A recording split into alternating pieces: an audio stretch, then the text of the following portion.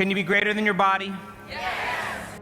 Greater than your environment? Yes. Greater than time? Yes. Because if you can, you will truly change. Because to change is to be greater than your body, greater than your environment, and greater than time. So I want you to turn the person next to you, and I want you to make a deal with them that you're going to be greater than your body, greater than your environment, and greater than time the remainder of this morning, please. You should know by now that you're then not hardwired to be that way for the rest of your life. And that you're not your genes that's causing you to head to some genetic destiny. That we are marvels of adaptability and change. And the way we change is to become conscious of what we've been unconscious to. And the act of becoming aware of what we were unaware of, the act of self-observation, means you're no longer that program. Now you are the consciousness observing that program, and you're beginning to objectify your subjective self. You're seeing yourself through the eyes of someone else. And you can begin to understand what you have to change about yourself to step into a new future. Are you with me still? So the act of becoming conscious of what you've been unconscious to, and if that's 95% of the time, for the most part, then I would say that when you're unconscious, you're running a program. And I would also say that if you're not in the present moment, you're running a program as well. And then the program becomes greater than our will. And in fact, it's running us.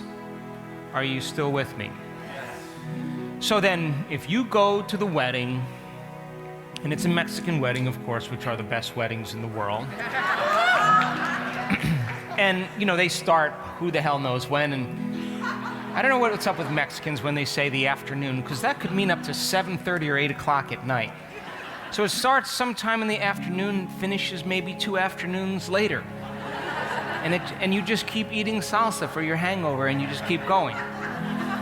So you go to the Mexican wedding and you have your little tequilitas, your little 2 shots of tequila, and you're talking to all your friends, and then here comes the champagne, and you're drinking the champagne, toasting away, and then you have some hors d'oeuvres, and then you sit down, and here comes the good wine, and you have 3 great glasses of wine, and all of a sudden, here comes the music. Boom, boom, boom.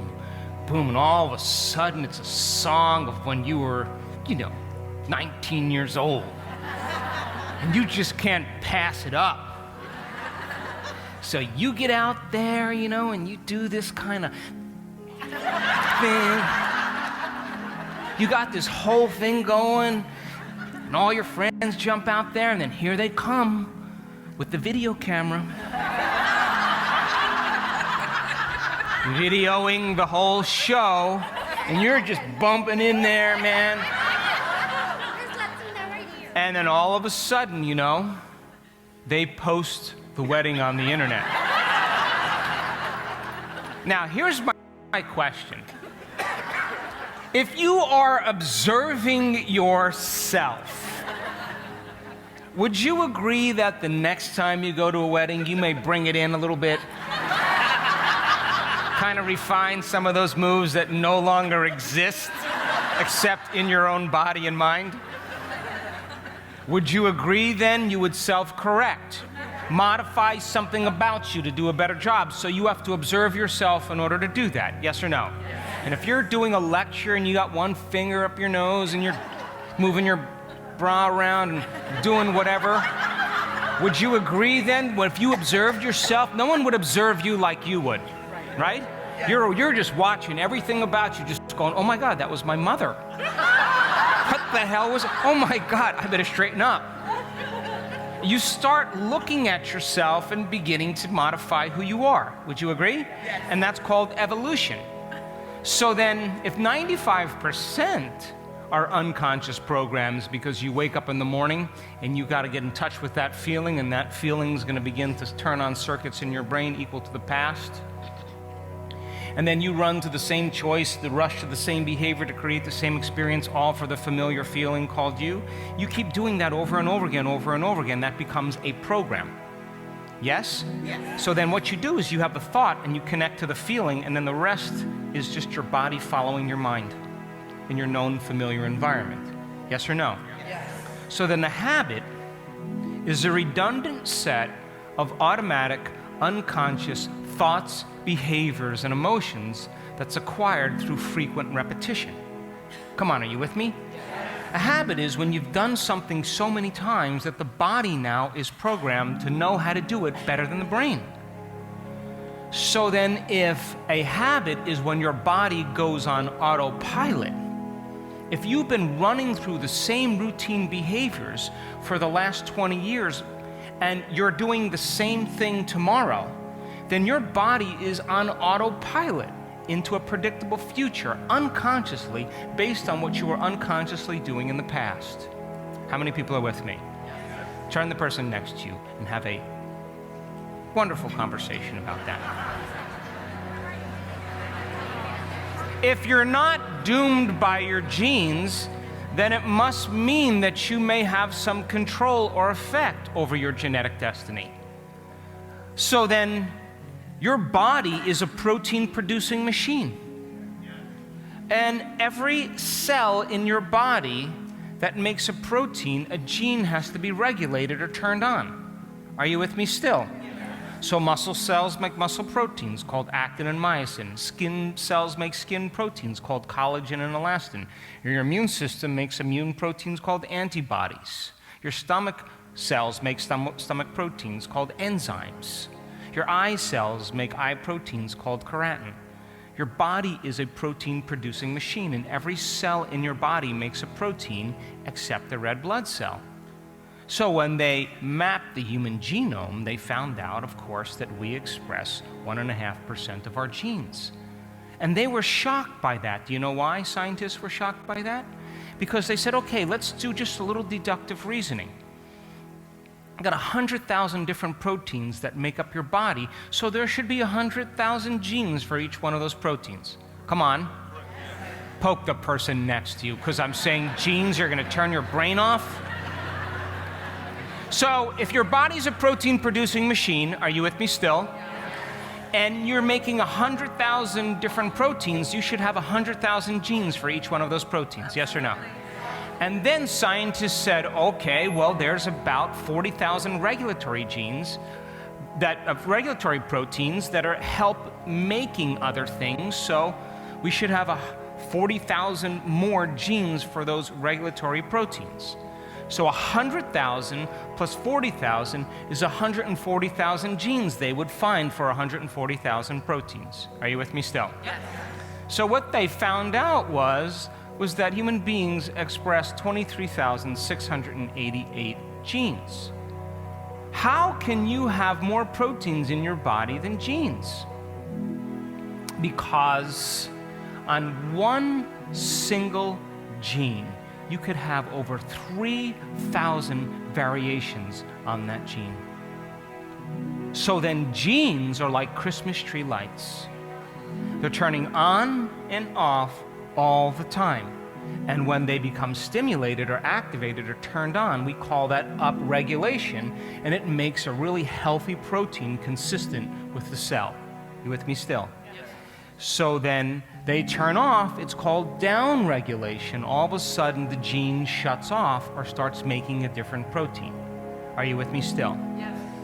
So then scientists used to say that genes create disease. Remember that? And then they said, oh, we lied. That wasn't correct. That's just a belief that we started to instill in everybody. So then they said it's the environment that signals the gene that can create disease, that 5% of people on this planet or less, up to 1%, are born with genetic conditions like Tay-Sachs disease, sickle cell anemia, type 1 diabetes. The rest is created from lifestyle or behavior. Because you can take identical twins. They share the exact same genes. How can one of them die at 54 and the other one live at 78 if they have the same genes? Are you with me still? But then, if it's the environment that signals the gene, how can two factory workers working side by side in the same toxic environment for 25 years, and one gets cancer and the other one doesn't? Because the outer environment of the cell that's signaling the gene is still the inner environment of your body. Are you with me still? And it's still the environment.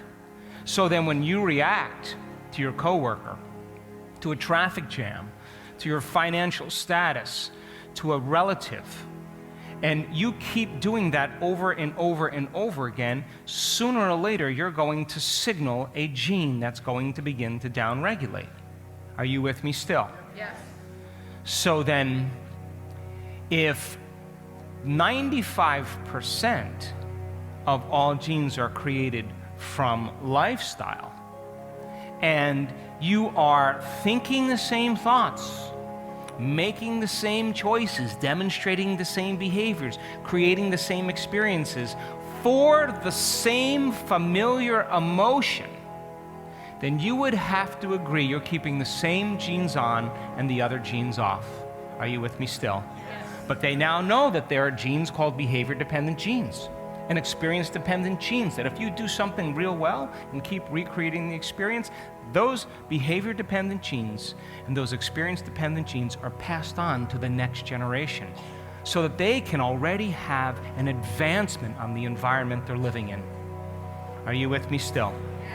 So then, yeah, a lot of people are headed for a genetic destiny because they're embracing and perceiving and behaving and thinking and feeling just like their parents. Are you with me still? And they're signaling the same gene. So then, check this out.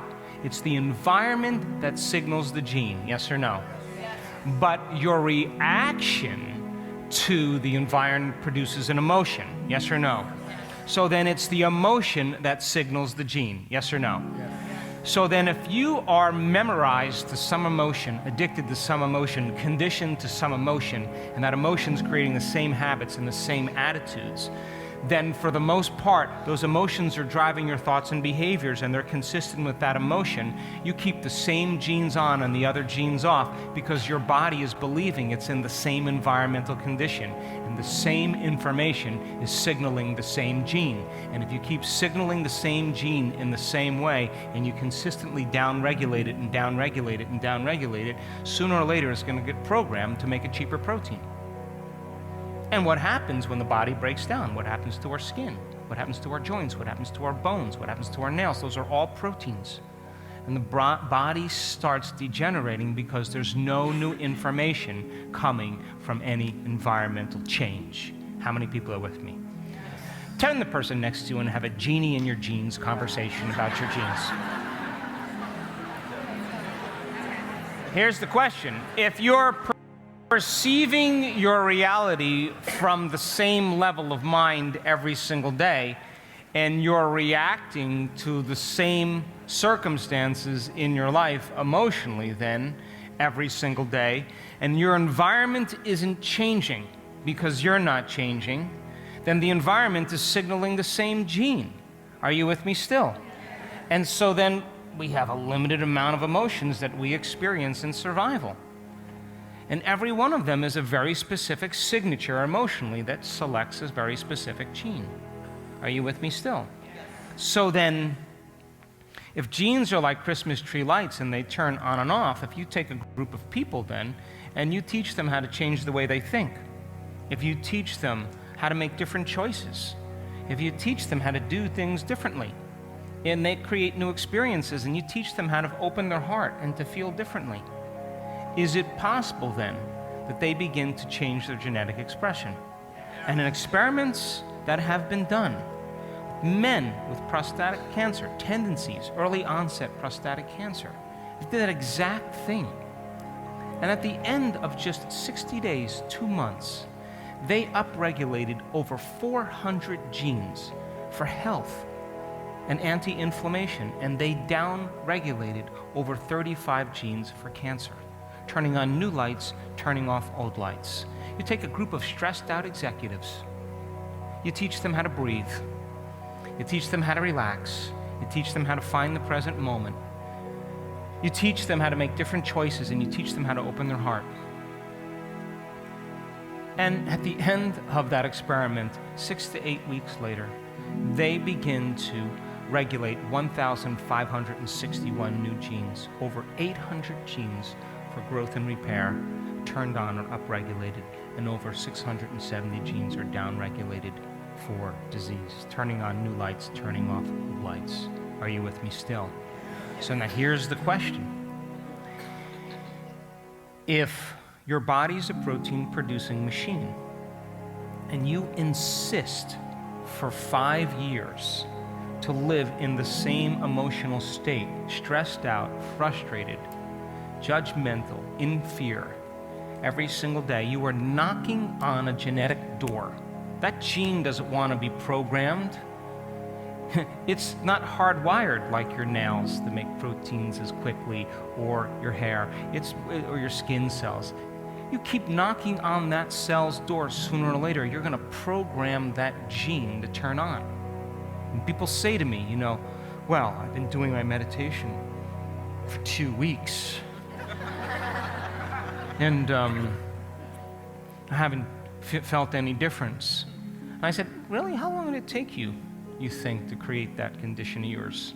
How long were you mismanaging your energy? For how long? Oh, I was unhappy for 15 years, and I hated my life, and I was really a mean person.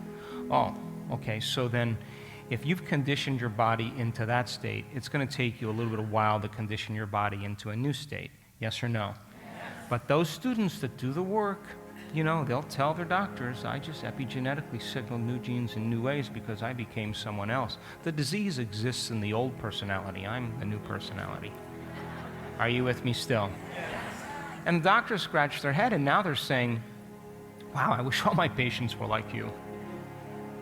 So then, can you signal the gene ahead of the environment?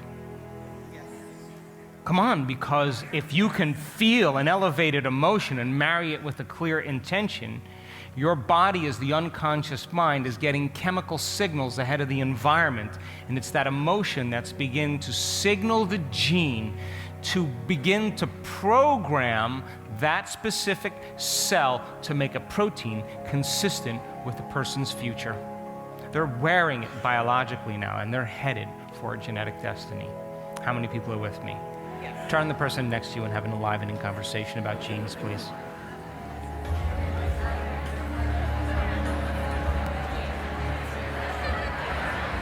By the way, those men that had early onset propensities towards prostatic cancer, they measured their telomeres, the little shoestrings on the end of the DNA that shorten as the body ages, as the cell continues to replicate.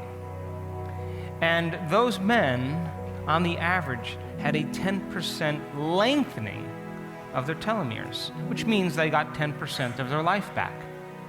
And one man had 25% increase in his telomeres. He got 25% of his life back. And in this advanced workshop, we've randomly selected a group of people, and I am measuring 7,500 different gene sequences and see if we can have a person change their genetic expression in 4 days. Why not? If they can begin to create IgA levels that high, that's a gene. And if people's tumors are shrinking in our events, and they are, and their pain is literally going away when they open their eyes, it's no longer there. Scheduled for surgery 4 days later, and no pain. We have more than 1, 2, 3, many people. And they always say the same thing, it wasn't me that did this. I just got the hell out of the way. It was the power within me that did it. Are you with me still? And we are going to measure telomere lengths this year.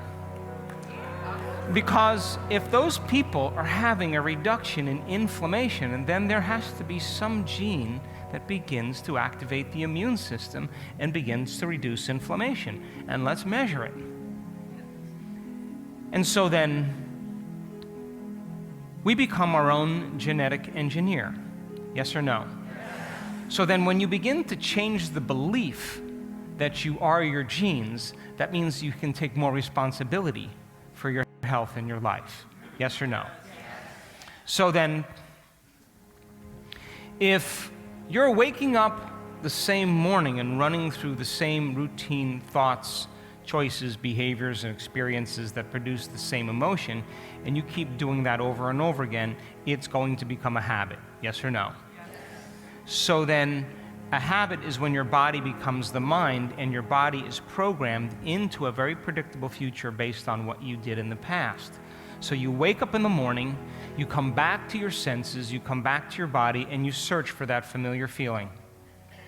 And then, you don't feel like yourself, so you got to complain a little bit. Now it's starting to feel a little bit more like you, and then you got to think about all your problems, and then you got to think about yesterday and what you did wrong, or we start reaffirming the old self. You with me still? Then we wake up and we go, oh my God, who is that? Oh God, I'm in this reality. Okay, God. Jeez, okay. And then you reach for your cell phone, and then you check your WhatsApp. Then you check your Twitter. And then, of course, you check your texts. And then you go to Facebook, and then Facebook takes you on a journey. And you're in a virtual world. And then all of a sudden you wind up at the news, and you sit up, you take your cell phone, you scratch yourself the same way you always do, slip into your slippers, walk over to the bathroom, use the toilet like you always do, go over to the mirror, look at yourself, remember who you are. Then you think of the coffee maker, and there you go, your body's following your mind to the coffee maker. And then as you're drinking your coffee, you're thinking about the shower, and the next thing you know, you're standing naked in front of the shower. And then you're in the shower and you wash yourself the same routine way. Then you get in front of the mirror and you groom yourself and shave yourself and put your makeup on, brush your teeth the same way, floss. Dress yourself the way everybody expects you to dress. Go back in the kitchen, eat the cereal out of the same bowl with the same spoon, with the same hand, looking in the same direction. While you're watching the news, checking your cell phone, texting, and doing emails at the same time. Then you get up, you let the cat back in the house. You grab your gear, you walk into the car, you sit down in the car, boom, put the seatbelt on the same way, adjust the mirror like you always do, shift like you always do, back up because you're in the same thing, having the same experience, drive to work the same way, turn on the same radio station, react to the same conditions of traffic in the same way you did yesterday. Get to work, see the people that push the same emotional buttons in you.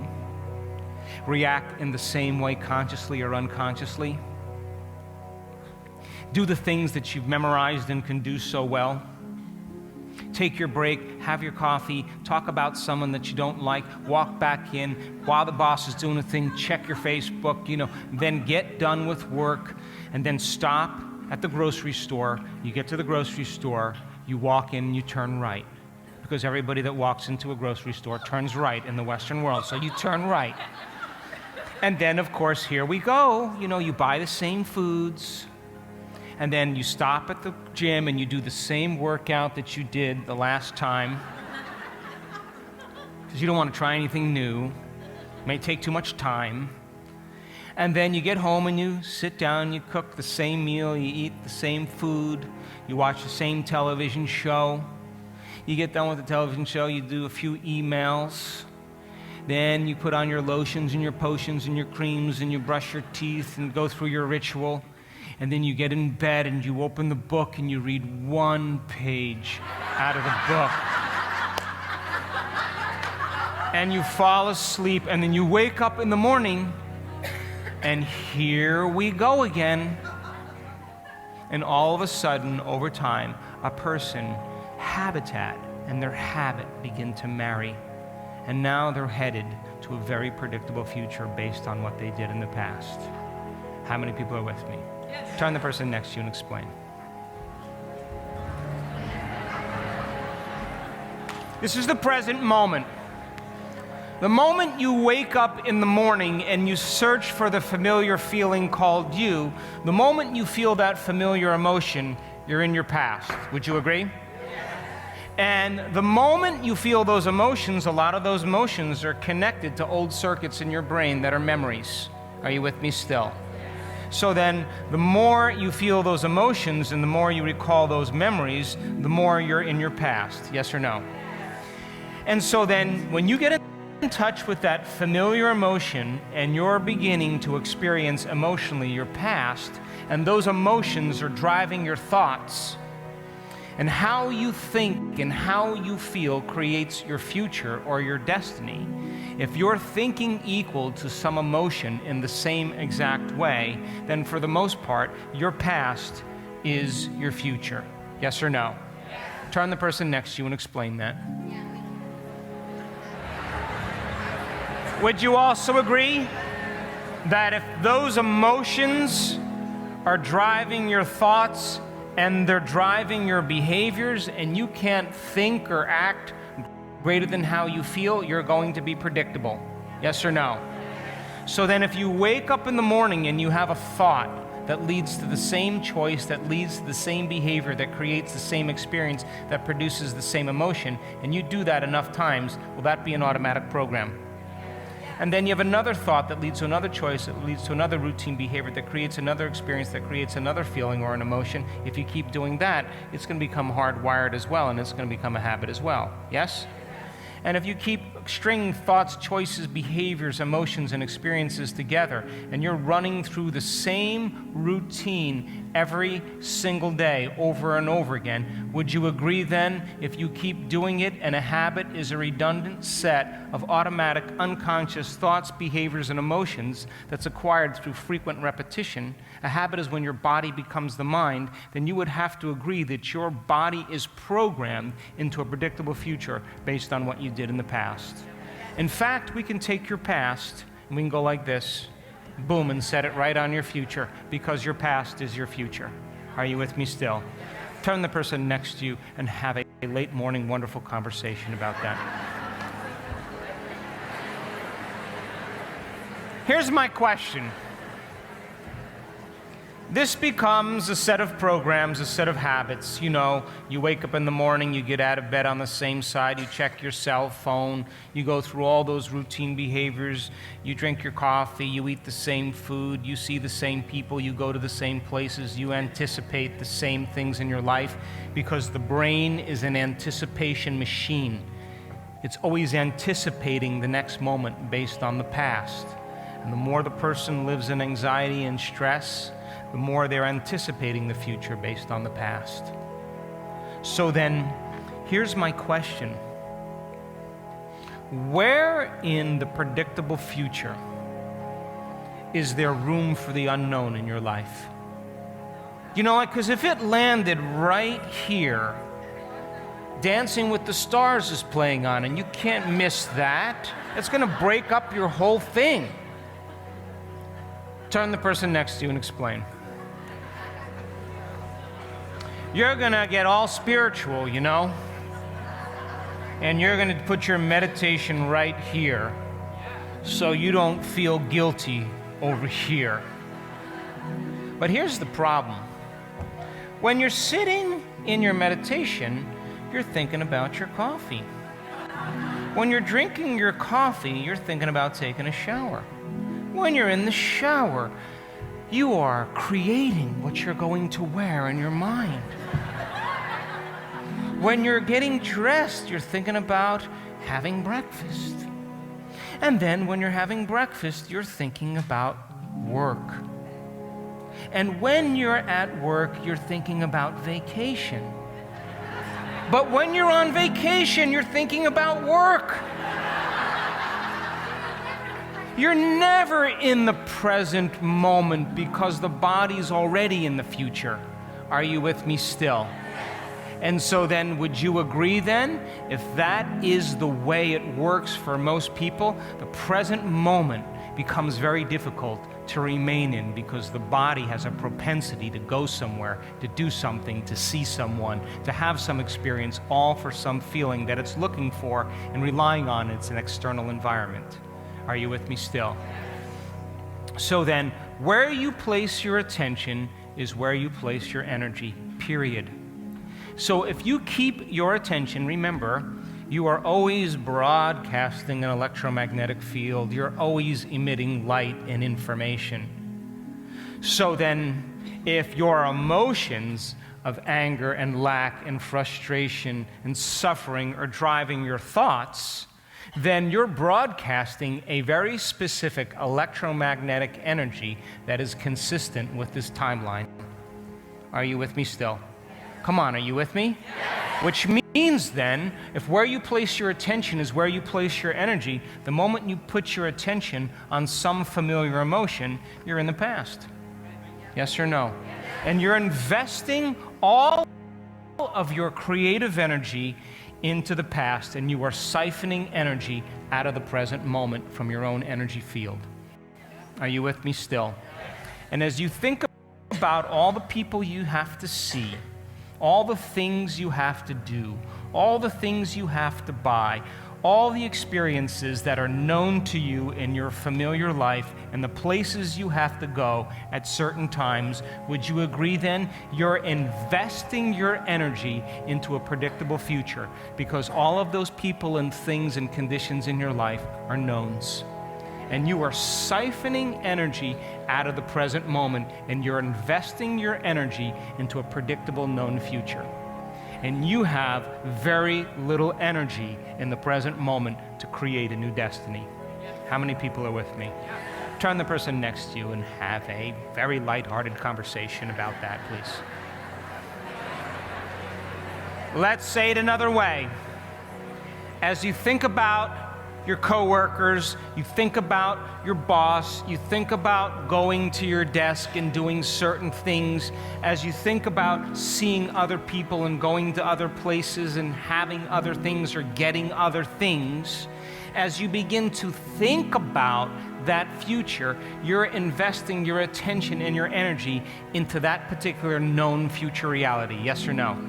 And your body should follow your mind from the bed to the toilet, to the coffee maker, to the shower, to the closet, to the kitchen, to the car, to work. It should be following your mind all the time because it's programmed to follow the known.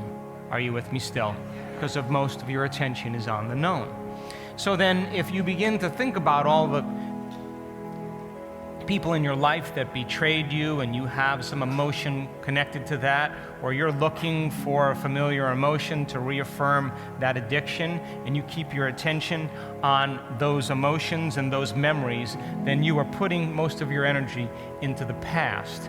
And in fact, you have very little energy in the present moment to create anything in your life, because your energy is commingled in this line of time, because that's where your attention is.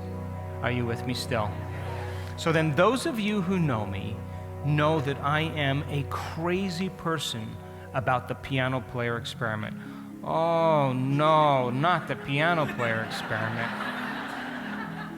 But it's amazing that you can take a group of people that never played the piano before, and you could do a brain scan on them, and then you can teach them one-handed finger exercises, scales and chords.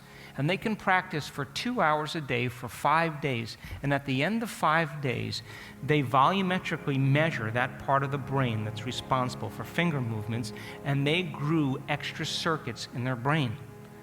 Physical evidence as a result of their interaction in the environment. Well, that makes sense. You learn something new. Learning is making new synaptic connections. Yes or no? Yes. You get some instruction, you get your body involved. If you get your body involved, you're going to have a new experience. Experience enriches the brain. If you pay attention to what you're doing, and being present is paying attention, and you repeat it consciously over and over again, you'll begin to create new neural networks in your brain. Are you with me still? Yes. Nothing too exciting about that. That's called neuroplasticity. Tons of research on it. But you can take another group of people and do a brain scan on them, and then sit down and teach them the finger exercises, have them watch you, and then have them close their eyes and mentally rehearse playing those scales and chords 2 hours a day for 5 days with a metronome. And at the end of 5 days, they grow the same amount of circuits in their brain as the people who are physically practicing the activity. Did you get that? The brain looks like the experience has already occurred, or the experience has been continuously happening. Are you with me still? In other words, the brain no longer is a record of the past. Now it's becoming a map to the future. Are you with me still? How do we know that? Because you can take those people and set them in front of the piano. And remember, they changed their brain without lifting a finger. You can set them in front of the piano, and they can play those scales and chords, and they never played the piano before. It looks like they've been playing for a while. Are you with me still? They primed their brain for certain behavior. Yes or no? They changed their brain just by thinking differently. Yes? So then you may say, well, that's great, it changes the brain, but how does it change the body? You can take a group of men, and you can have them do one-handed bicep curls for an hour a day. Test their muscle at the beginning of the activity, and for 2 weeks, an hour a day, they're rehearsing doing bicep curls in their mind, and they're adding an emotion, like stronger, harder, more intense. And as they combine that clear intention with an elevated emotion, all of a sudden, at the end of 2 weeks, they have a 13% increase in muscle strength. Now the body looks like it's been in the experience already for the last 2 weeks. Are you with me still? Okay, now pay attention, because this is the closer. If you're waking up every morning and thinking the same way about the people you have to see, the places you have to go, the things that you have to do in your known familiar reality, and you can anticipate the emotion of that experience, just like the piano players, just like the muscle exercises, you're priming your brain and body to look like the day has already happened. You're already biologically in that future based on those circuits that you've been activating in the past are more readily accessible. And the emotions that you're feeling, that you've been feeling, are literally creating the same chemicals. And now, of course, that's your genetic destiny. Are you with me still? It's already happened biologically, and now you're even further immersed in the program. Turn the person next to you and have a conversation about change. So now, this says, where you place your attention is where you place your energy. So then, this is the outer world of physical reality. This is your inner world of thoughts and feelings. Are you with me still? So you wake up in the morning and you reach for that cell phone. And you check your texts, your WhatsApp,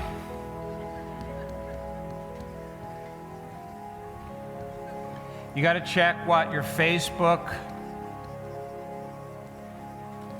Then you got to get on your computer. And then, of course, you got to check your emails. Of course, and then you got to tweet your breakfast. Then you got to check the Instagram. And then, of course, that leads you to thinking about your job. And then, of course, you got to have the meeting with the boss. And then, of course, there's your coworkers that you really don't like. And then, of course, there's your enemies. You give them a lot of your attention. You love them the most, actually. You give them the most of your attention. Of course, and then there's your partner. And then there's your kids. And then, of course, there's your parents. And then, of course, there's your in-laws. What's up with them, anyway? And then, of course, there's your ex. You got to keep them in the equation. And then, of course, there's your friends. And then, of course, there's your face. That's who you think you are. Then there's your body. You know, you got to take care of that. You better take those 2 pills that you've been resisting taking. Those are vitamins. And then, of course, there's money. And then, of course, there's the lack of money. And then there's your house. And then, you got to pay attention to food, You eat very, very uniquely. And you have food, and then, of course, you have a car. And then, of course, there's the news. And then there's your pets. Woo-hoo! Almost left them out. Now, here's my question. If where you place your attention is where you place your energy, how much energy do you have for your inner world of thoughts and feelings to create a different outer world? Turn the person next to you and have an even more robust conversation about that. How many people are with me? So, these things in your outer world, of course, are made up of objects and things and people and places, yes? So then all of your attention is on matter, on the particle, yes? All of your attention is on knowns, yes or no? So then if these are knowns, it means that on some level you must have experienced them to some degree, yes or no? Hello?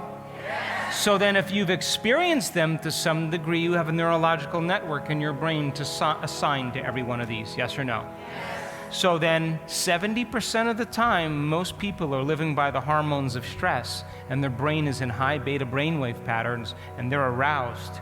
And those chemicals cause us to try to control everything in our life, to keep it together. And as we shift our attention from one person to one thing, to one place, to one time, and the brain is aroused, as you shift your attention from one thing to one place, to one person to one particular time, as you do that, you're activating those different neurological networks in your brain, yes or no? And like a lightning storm, all of a sudden, they're firing very incoherently. And when your brain is incoherent, you're incoherent because you're shifting your attention very quickly from one to the next, and the brain is becoming very disintegrated, very compartmentalized. How many people are with me? Turn the person next to you and explain. Man, he's making us talk a lot. So, now, every one of these things, people, objects, or places that have a neurological network in your brain, you've experienced them, yes or no? Yes. So they're knowns, yes? So when you put your attention on that person or that thing, you're activating that particular corresponding associative neurological network, yes or no? So then when you're obsessing about something in your life and you're shifting your attention from one to the next, or you're obsessing about some particular condition and you're trying to analyze and figure how it's going to work out, when you're driven by those hormones of stress and you become overly analytical, overly focused, then you're activating these different circuits and your brain goes into high beta brainwave patterns and it's very incoherent. And that's how come we're incoherent when that happens. Yes or no? So then, if each one of these knowns in your life you've experienced, then it must mean on some level you have an emotion attached to them, yes or no? Because an emotion is an end product of an experience. So if emotions are energy in motion, as long as you're living by the same emotion every single day that's connected to someone or something, your energy is connected to someone or something. Yes or no? So then, you use your boss to reaffirm an addiction to judgment. You use your enemy to reaffirm your addiction to hatred. You use your parents to reaffirm your addiction to guilt. They're really good at that, and so are you. You use your friends to reaffirm your addiction to suffering. Yes or no? You use your Facebook to reaffirm your addiction to insecurity. Nobody liked me today. And so all of your energy is bound to a past, present reality because your attention is connected to that person or thing or object because of some emotion that you experience with them. And as long as you feel that emotion and you're addicted to it, you'll keep marrying that energy with that person, that thing, that object. And all of your creative energy is tied up in a past, present reality. Are you with me still? So then, if this is an atom, and this is an atom, when they come together and they form a molecule, they share energy and information. Yes or no? They're exchanging information. So here's you. I'll give you a hairdo. And you have the electromagnetic signature of suffering. And here's your best friend, and she has the homily, I can suffer better than you can. And you are bound by an invisible field of energy that is vibrating at the same level of suffering. And there's a vibrational match between you and that person. And not only are you exchanging information by complaining with each other, you're actually exchanging energy. And you're using each other to reaffirm the addiction to that emotion. Come on, are you with me still? So then all of your creative energy is tied up in suffering. And your attention is on that person. And so is your energy. Are you with me still? So where's the scientists and engineers in the room? What does it take to separate these two atoms? A lot of energy. What do you think it's going to take to separate those? So then, you're sitting in your meditation, and your body is raging. It's just wanting, like an addict, just a little suffering. But you've observed yourself enough times that you are not going to let that thought slip by your awareness and program your autonomic nervous system. And the body is doing everything it can to feel that emotion. And every time you return back to the present moment and you are no longer associating with that emotion, you're no longer fire and wiring these circuits in your brain, and you're no longer creating the same emotion that's signaling the same gene. And all of a sudden now, as you continuously return back to the present moment and begin to break the addiction of that emotion, you are breaking the bonds with everyone and everything in your known familiar reality. And here comes that energy. It's coming back to you. And it's a very chaotic energy, and for the most part, it creates a lot of discomfort. Are you with me still? We know this to be the case because in many advanced workshops, the first day, not all of them, depends on the group, but a lot of times the first day when we measure the energy in the room, it goes down. And the scientists that first came and studied the work with me came running up and saying, what's going on? The energy's going down the first day. I said, of course it is.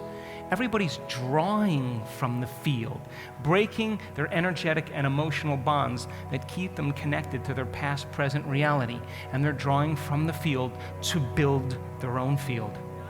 And then all of a sudden, as the energy starts to go around a person, they're breaking those bonds and they're creating their own field. Now they start to contribute to the energy in the room. And here we go, from here to there in one day.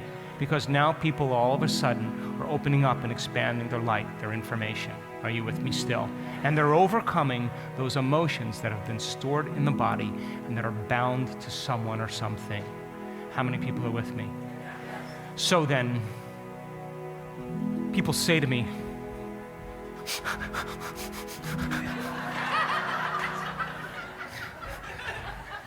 Dr. Joe, somebody stole my phone. I lost my job. My enemy died.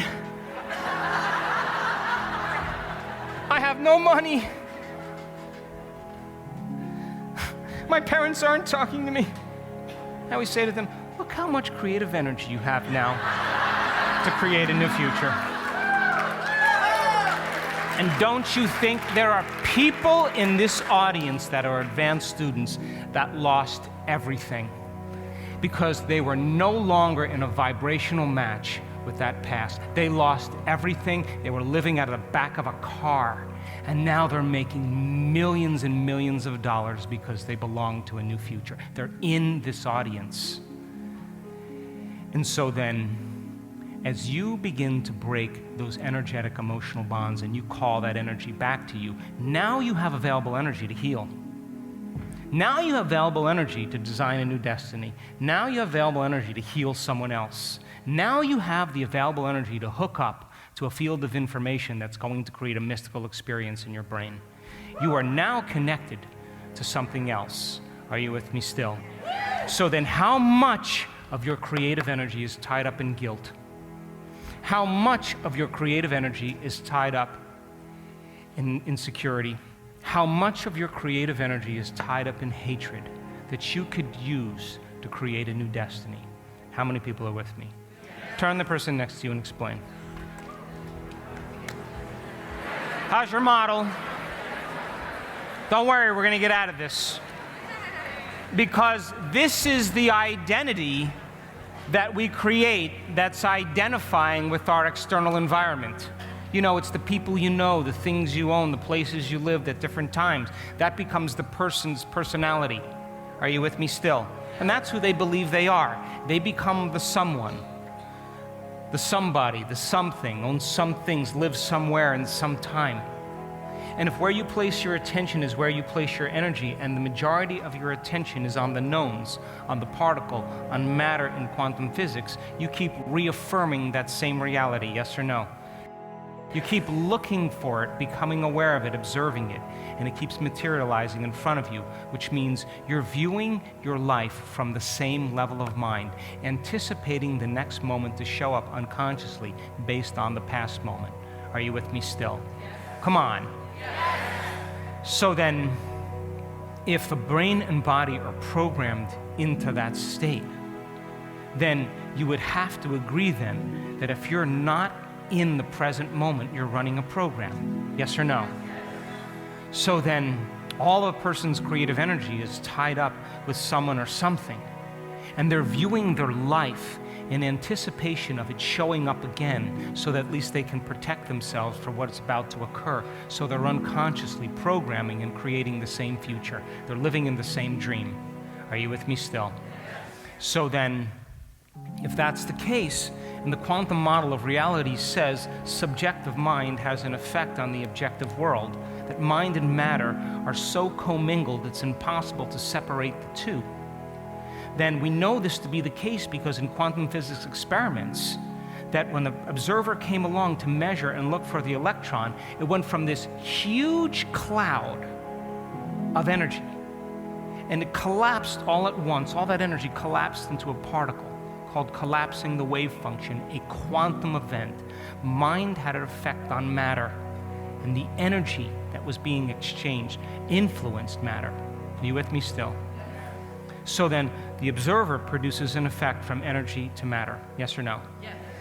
When the observer turns around and looks away from the electron and no longer observes it, that electron moves from matter back into the wave, back into energy, back into possibility. This is possibility, this is reality. Are you with me still?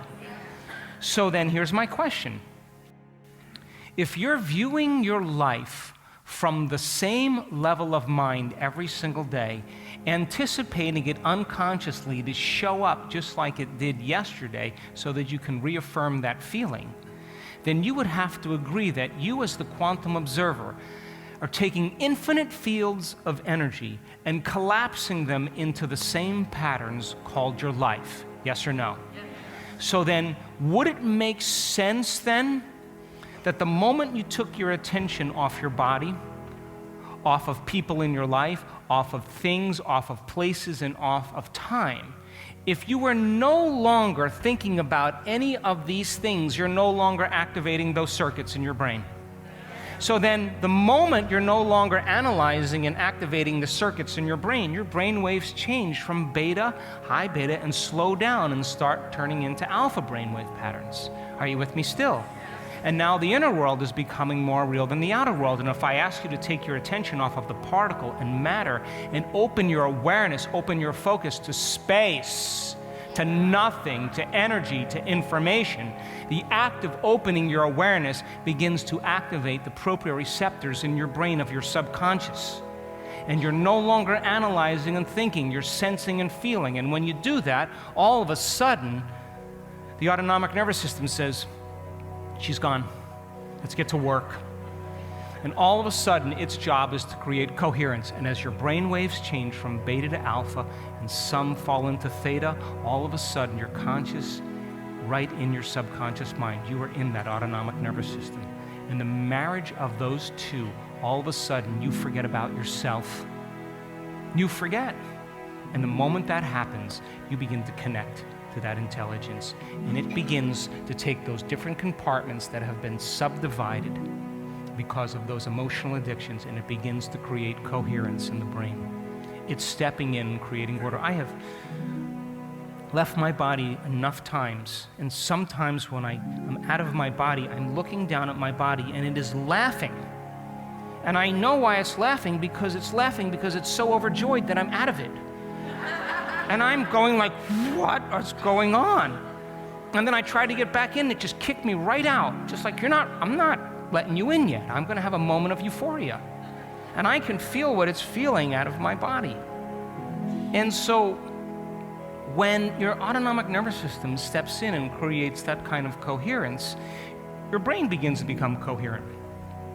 And as you begin to break those energetic and emotional bonds that keep you connected to your past, present reality, the body begins to go from contraction to expansion, from particle to wave. The heart starts to open. You feel safe. You feel invincible. You feel empowered. You're no longer restricted by the hormones of stress. And the heart starts getting very organized and very coherent. Are you with me still? And now you're ready to create a new future. So then that moment, you're no longer separate as a particle feeling like a body in an environment and time. You're feeling more like energy. You're feeling connected to something greater. And you're less likely to try and wish and hope. Hope is a beggar. You just become aware of what already exists for you. Are you with me still? You're connected to something greater. So then, if the quantum field is an invisible field of information that exists beyond this space and time.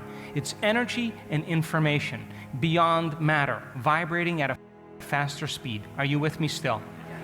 So then, if it is that invisible field of information that exists beyond this space and time, this space and time is made up of people and objects and things and places. Would you agree? And time.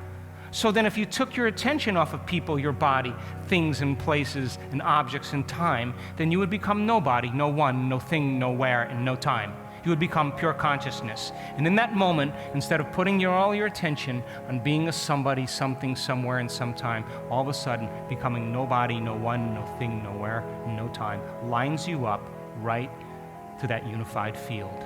Are you with me still? And finally it says, oh, you're present with me.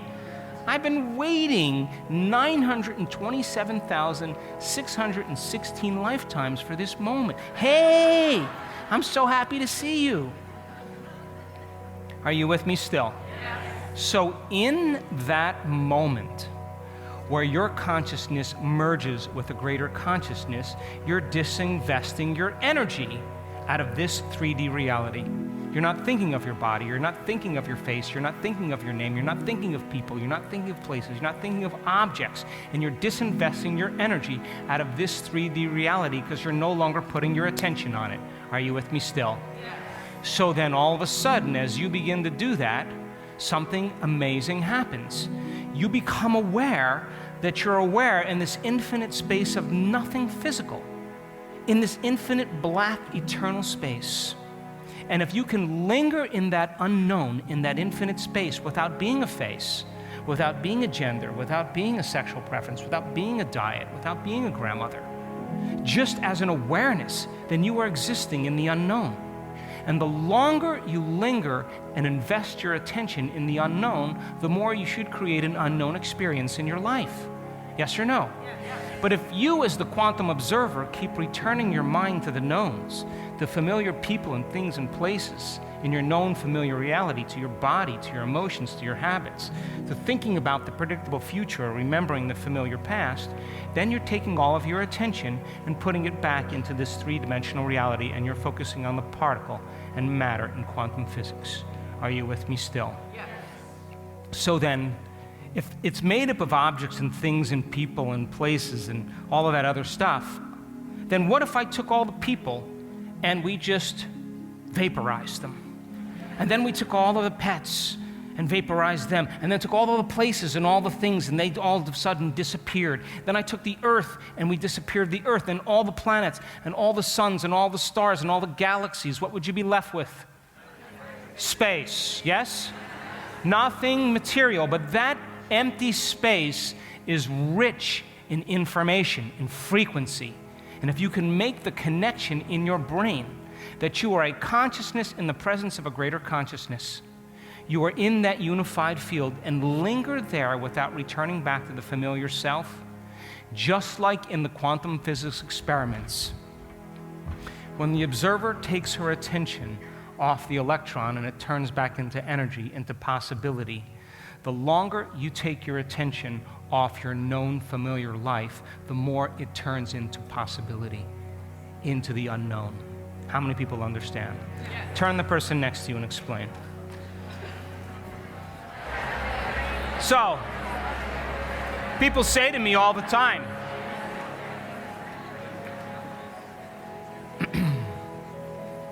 they say to me all the time, so what do you do? They always ask me that. I always say I allow 2 hours a day for myself, for my morning. I like the morning because the rest of the day I'm serving. So in the morning, I have to get my brain and body right. And some days, I fall right into the present moment. It's really easy.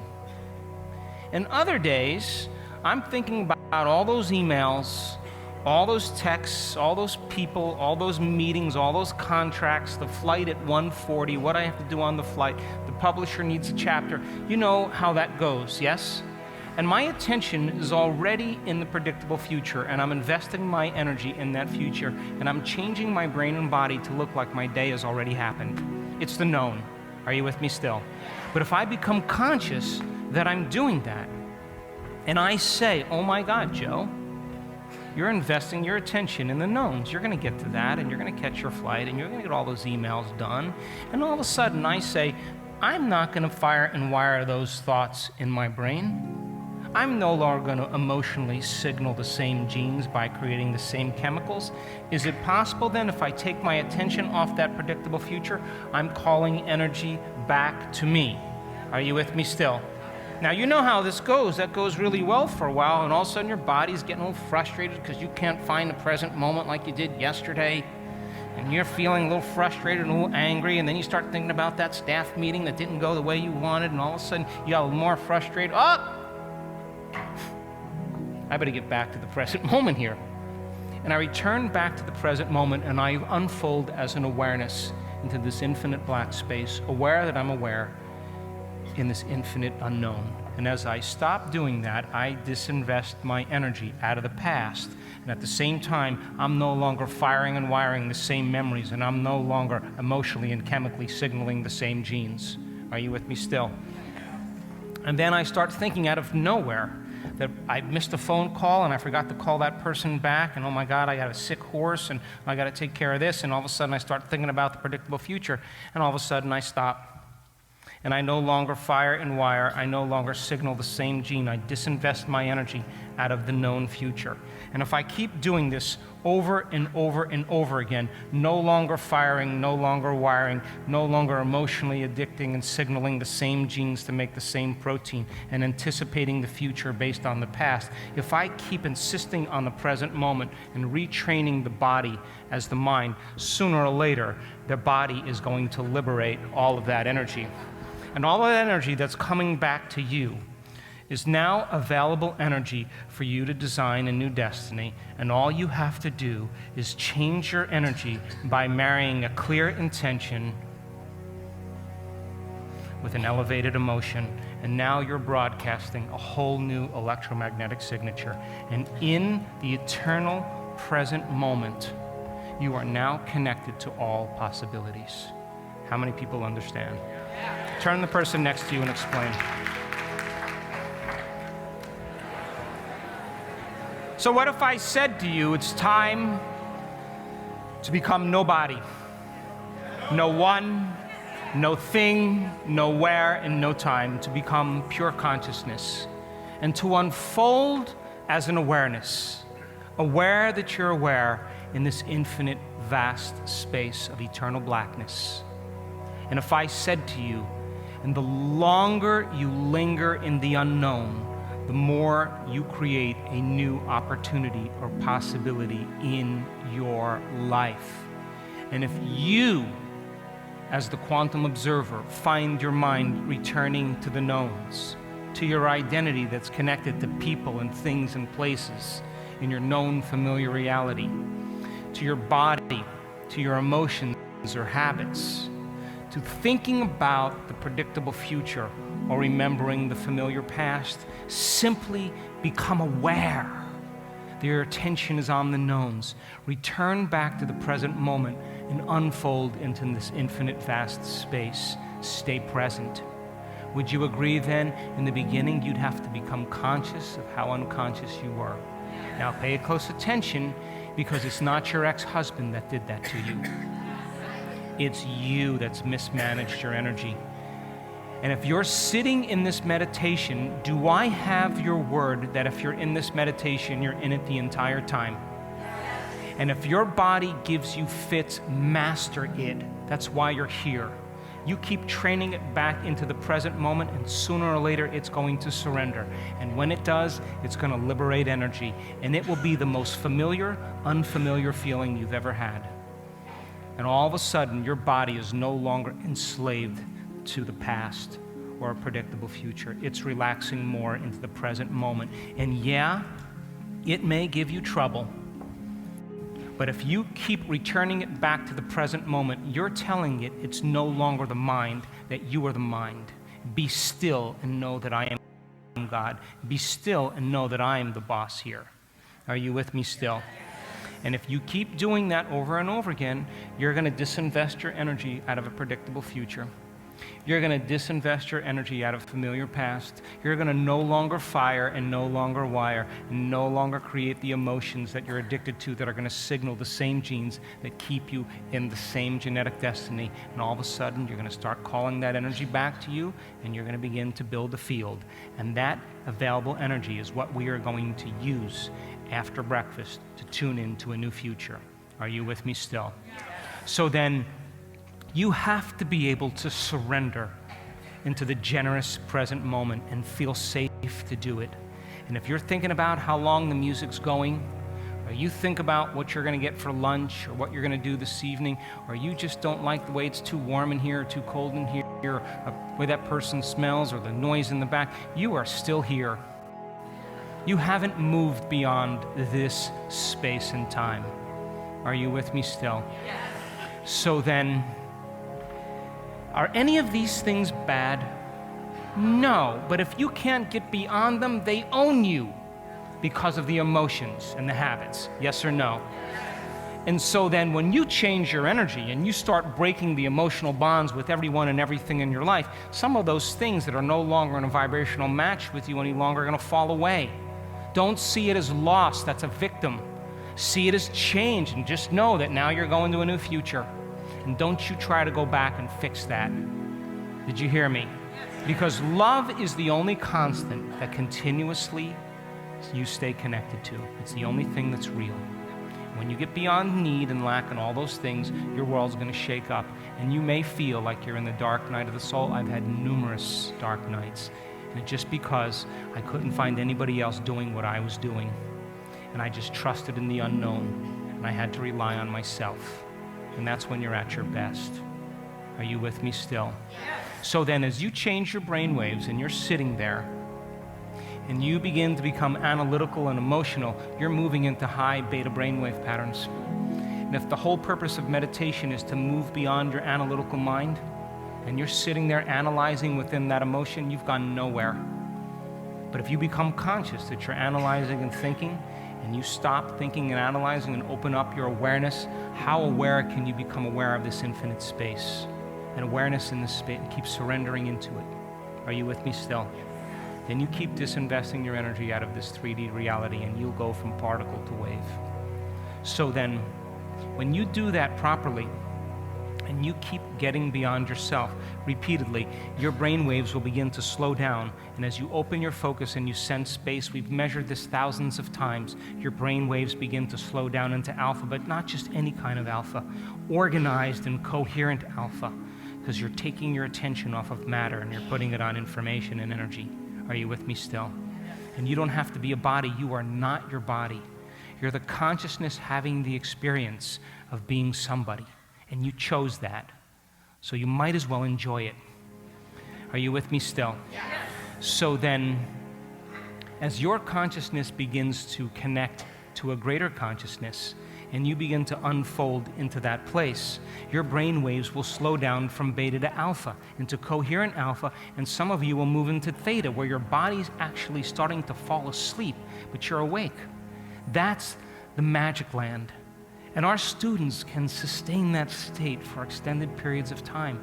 And some of our students are in deep delta, and I'll show you that this afternoon. They are sound asleep. Their body is in the deepest level of delta that's below delta. And yet they're awake, they're having a mystical experience. So then, if you begin to see your head do this, or do this, or do this, it just means your brain waves are changing.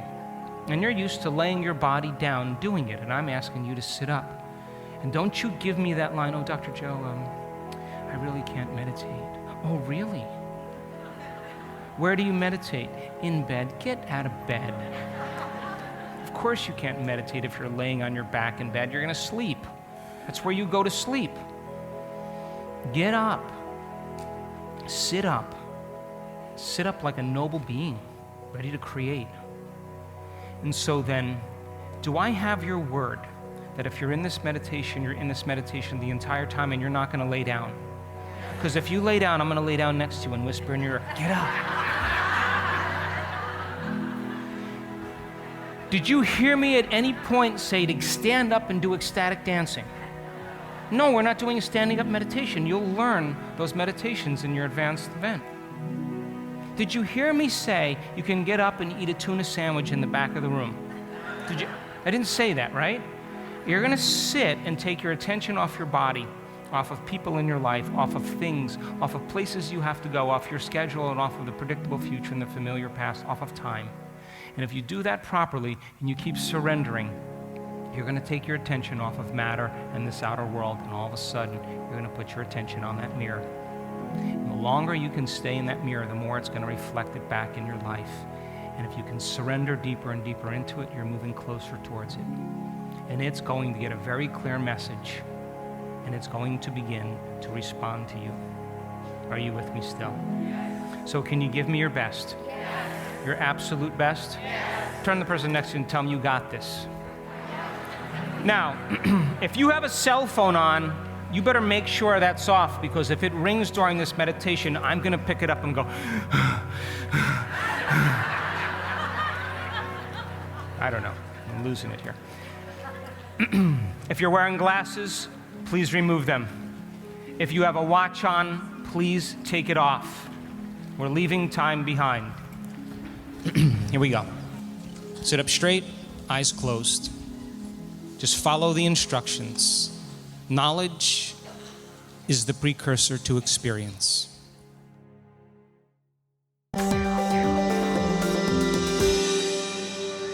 You ready? Yes. You ready, yes? Yes. Turn the person next to you and tell them what the quantum field is. Would you agree then that the quantum field is an invisible field of information that exists beyond this space and time? Yes or no? Yes. So there's no matter there. There's no particles, there's no people, there's no things, there's objects, there's no places, there isn't even any time. It's an infinite field of eternal blackness, void of anything material. But that's where all possibilities exist. Are you with me still? Yes. So then we could say that it's a field of information of frequency, because all frequency carries information. And just because you can't see something doesn't mean that it doesn't exist.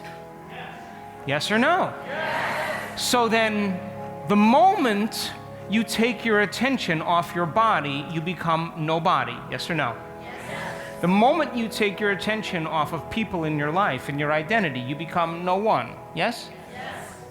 The moment you're no longer thinking about things and objects, you become nothing. Yes? Yes. And if you're not thinking about any place to go, or anywhere you have to be, then all of a sudden you are in nowhere. Yes or no? Yes. And if you're not thinking about time, then you're in no time. Yes or no? Yes. And that's the moment you take your attention off the outer world and you begin to put it on the inner world. And you can't enter the quantum field right now as a somebody. You got to enter as a nobody. You can't take your body there. You can't take your problems. You can't take your past. You got to leave them at the door, and you got to enter naked as pure consciousness, as an awareness. And that's how you slip through the eye of the needle. How many people are with me?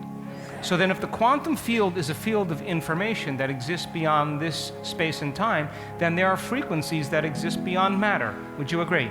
Science already knows that. You can't see X-rays or radio waves or your Wi-Fi signal, but they exist. Yes or no? Yes.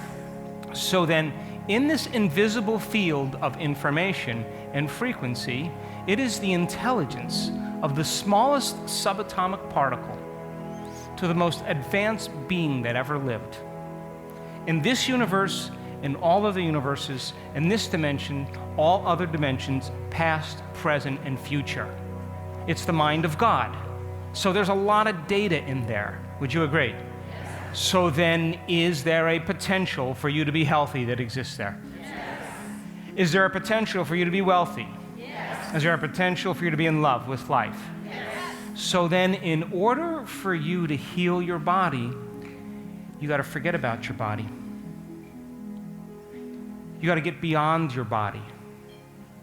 In order for you to create some new thing in your life, you got to get beyond all the familiar things in your life. Yes or no? Yes.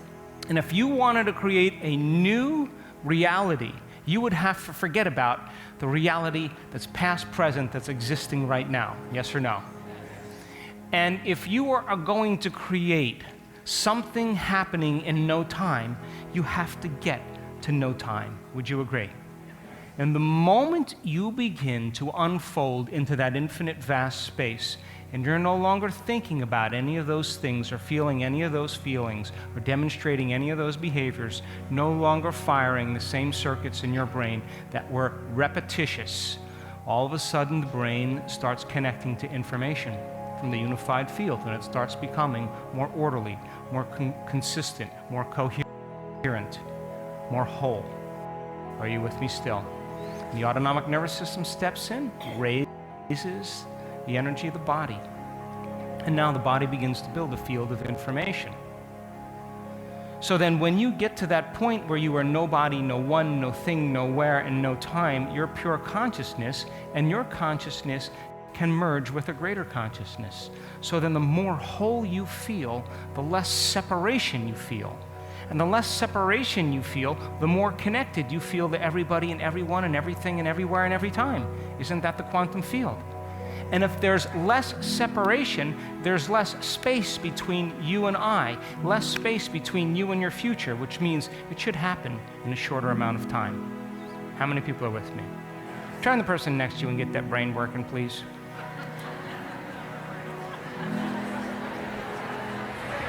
So, if you feel less separation, less duality, less polarity, then you stop creating from lack. Yes or no?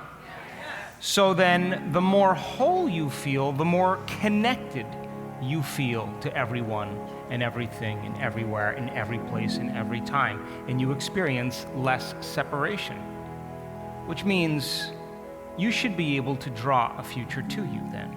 Would you agree? And if you are creating from a realm beyond matter, and you've left this place behind and you're in that field of information, then you should be able to change your energy. And if you change your energy and it matches some potential, some energetic field that already exists in the quantum world, then all of a sudden, when you're tuning into that potential, you'll no longer have to drag your body through space and experience it. You are going to collapse time, and space is going to move towards you. The event is going to find you. How many people understand that? Turn the person next to you and try that one on. Are you with me? So then, here you are in your life, and you're sitting down, and you want to find the sweet spot of the generous present moment.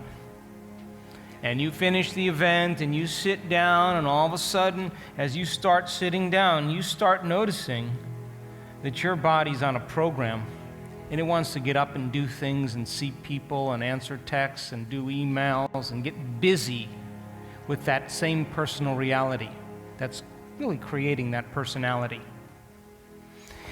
And it wants to continue to create the same experiences, to produce the same emotions, to reaffirm that identity. And those emotions then are pretty much chemical feedback from your past. And now here you are, you're sitting there, and because you're not getting up and doing anything, your body's getting a little frustrated. It's getting a little impatient. It's getting a little miffed, a little angry, a little judgmental, a little cynical, a little resentful, a little jealous, a little envious. You know how that goes. And all of a sudden, you realize it's just looking for its fix. And you say, okay, now I understand that you're trying to go to the past. And you keep returning it back to the present moment. No longer firing, no longer wiring, no longer signaling the same genes in the same way, and no longer investing your energy in the past. And then all of a sudden, you start thinking about that meeting, that appointment, that person at that certain time, and you become aware that you're investing your attention into the known, your energy into that future.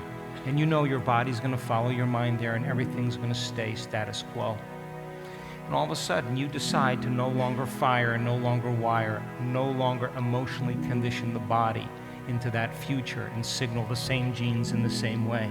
And you disinvest your energy out of that future. And all of a sudden, biologically, neurologically, chemically, hormonally, genetically, energetically, you are no longer living in that future. Are you with me still?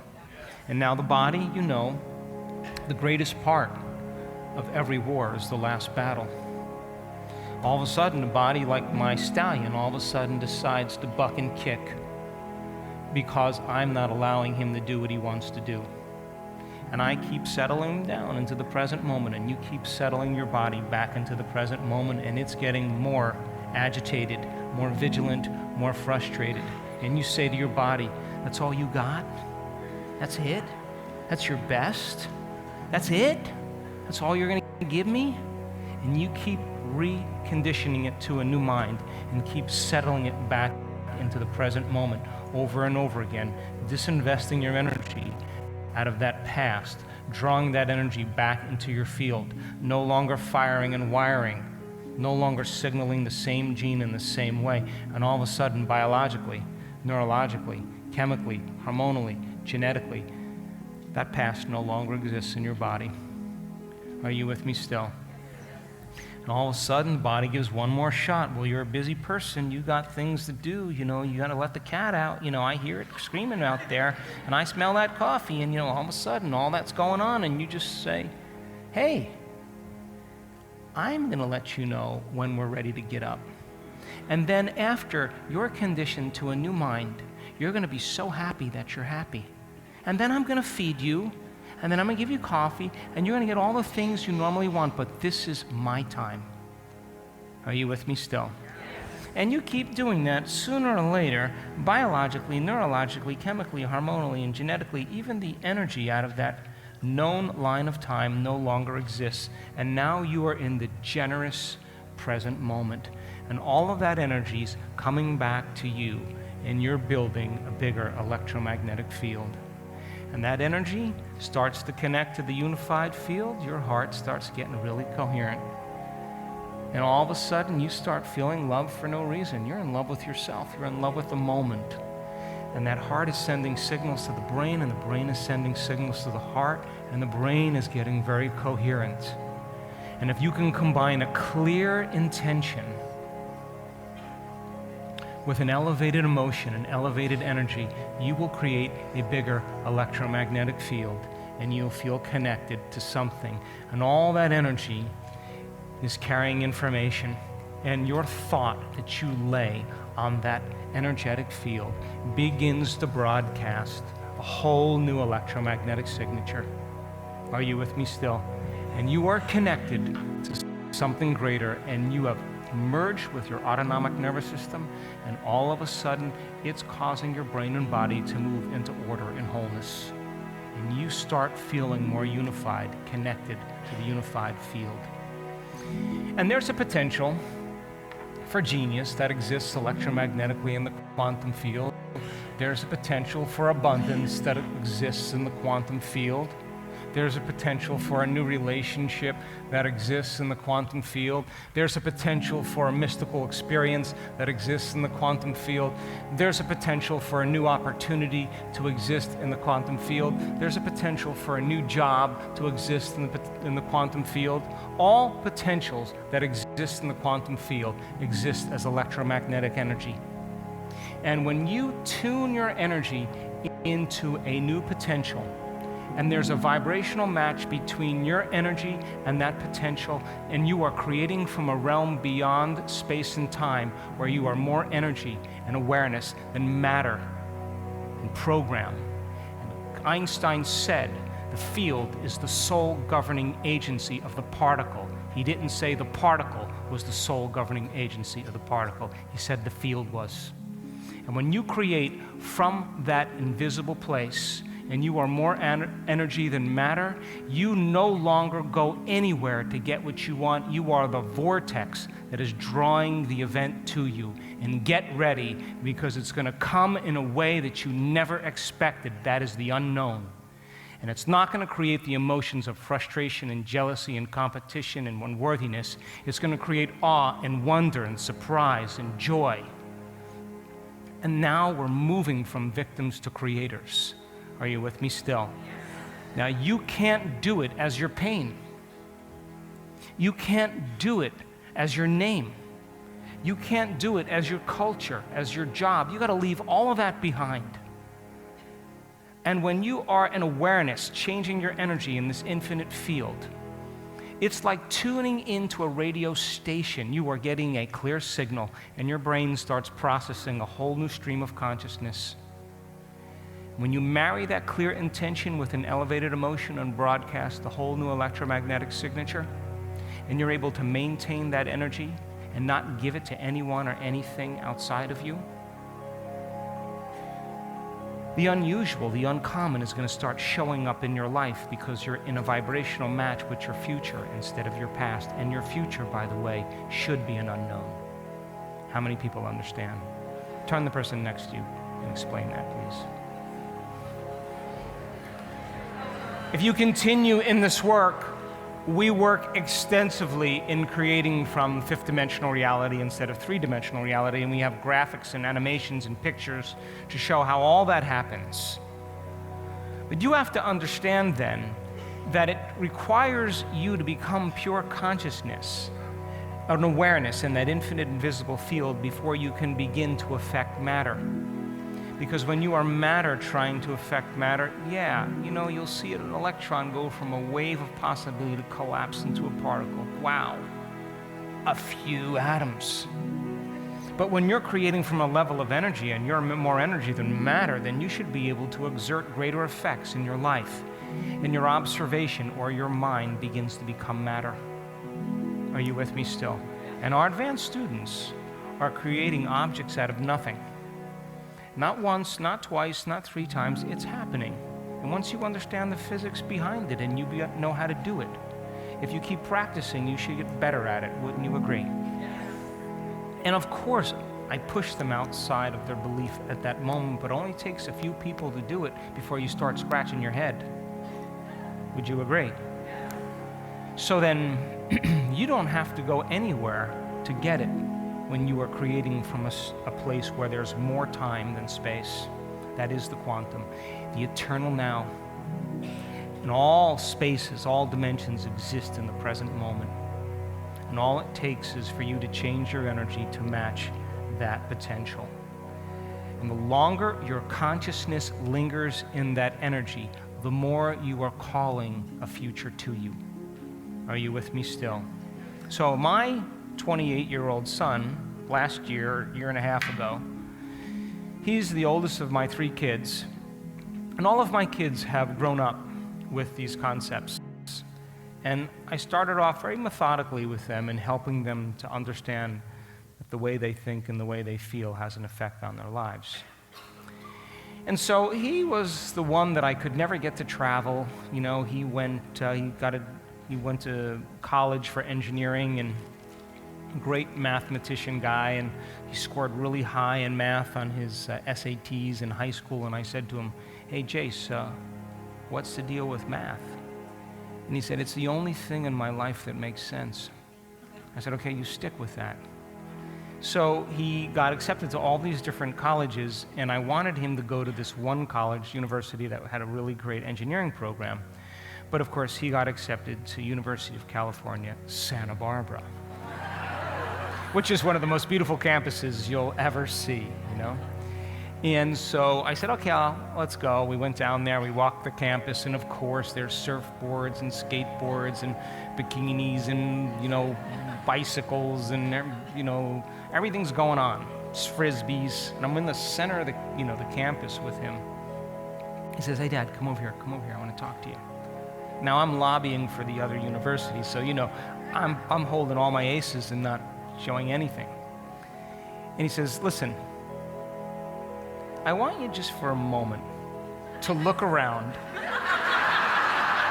and just humor me and pretend like you're 18 years old. And then tell me what you would do." And I said, "Okay, here's the deal.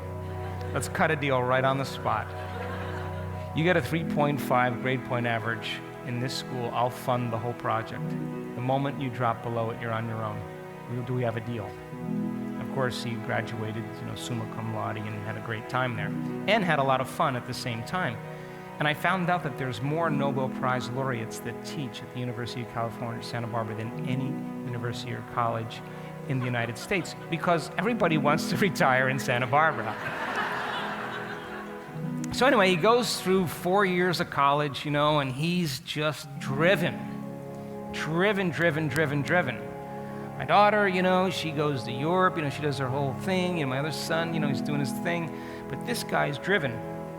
He's just driven. And so when he finishes college, I say, "Buddy, why don't you take a gap year and just travel a little bit, go to Buenos Aires, do something different, you know?" No, I got an offer for a great job. I'm going to take this job, and I'm just going to do it. So I said, "Okay, do the job." So he gets a great contracting job working for this company that's designing optics for the military, infrared cameras. And so he's designing the goggles for the Navy SEALs, and then he's doing an infrared camera for a battleship, and he's got all this top security, and I'm saying to him, "Jason, just tell me something." "I can't, Dad. Come on, have a martini with me and come talk." "No, I can't tell you anything." So then his contract ends, and he says, "I don't see a lot of room for growth at the pace that I want to grow in this company." So he left Santa Barbara and he moved to San Diego, and he worked for a startup as a managing engineer, and took this company to a certain point. And then he said to me, "I can predict everything that's going to happen here, and I'm losing a little bit of respect for the management and the CEO, and I'm going to do something really out of the box. I have saved a lot of money. I'm just going to close everything down and put everything in storage, and I'm going to travel." And I went, "Thank God." He may find out that California is not the only culture in the world, if you call that a culture. So anyway, he packs up his surfboard. He's a big wave surfer, and he heads to Indonesia. and he goes to all the islands, Borobudur and Java, and he goes to all the Sutra, and he goes to all the different places. And some of the smaller islands, and he lands a job. Someone offers a job to be a surfing instructor, so he does that for a month on this beach, and then he backs up and he goes to Perth, and then after Perth he goes back to Bali, and then from Bali he heads over to Sydney, and then from Sydney he goes to New Zealand, and now he's in love with New Zealand. I mean, he just loves the country. But it's been now like over 5 months, and he's in New Zealand, and he calls me up and he says, "Hey Dad, I'm going home really soon, in a month or two, and I got to start thinking about what I want to do when I get back there." And I said, "Okay, what do you want to work on?" He says, "Well, I want to create a new job." And I said, "Okay, I want you to take out a pen right now and write the letter J down. And that J is going to represent a job for you. That's the symbol that you're going to associate with the job." Are you with me still? And then I say, "Now, let's get clear on the type of job you want, Jace, specifically." And he says, "I want to make the same amount of money that I was making or more. I want to work for myself and have my own company, and I want to contracts for 6 months to a year." Are you with me still? "I want to work from anywhere in the world.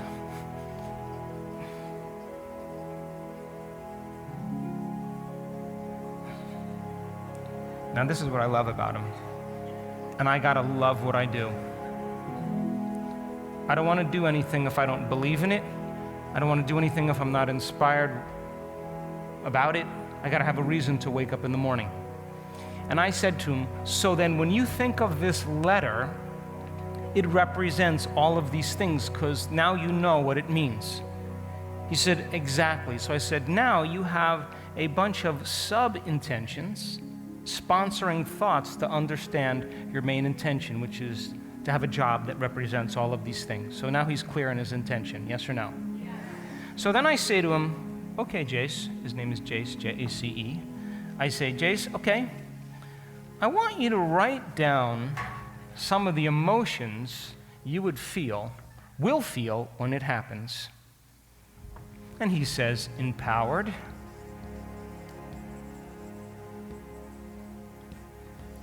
free, inspired, gratitude," right? And of course, he and I share this favorite, a love for life. So I say to him, "So that's what you'll feel when it happens?" He said, "Absolutely." So then I said to him, "Close your eyes." And I said to him, "Can you bring up those emotions on your own right now?" He said, "Give me a minute." He started working himself up into those emotions. And then I said to him, "Can you, while you create that state, hold on to that symbol in your mind and broadcast the whole new electromagnetic signature into the field? And if you understand that the longer that your consciousness lingers in that energy, the more you're drawing your future to you, can you just linger there for a period of time?" I said, because when there's a vibrational match between your energy and that future potential, you should have experiences equal to your energy.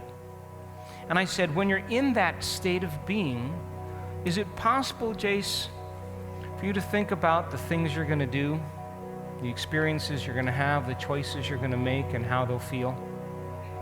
He said, "Yeah, I can see myself managing my own team. I can see myself working in a place that I love.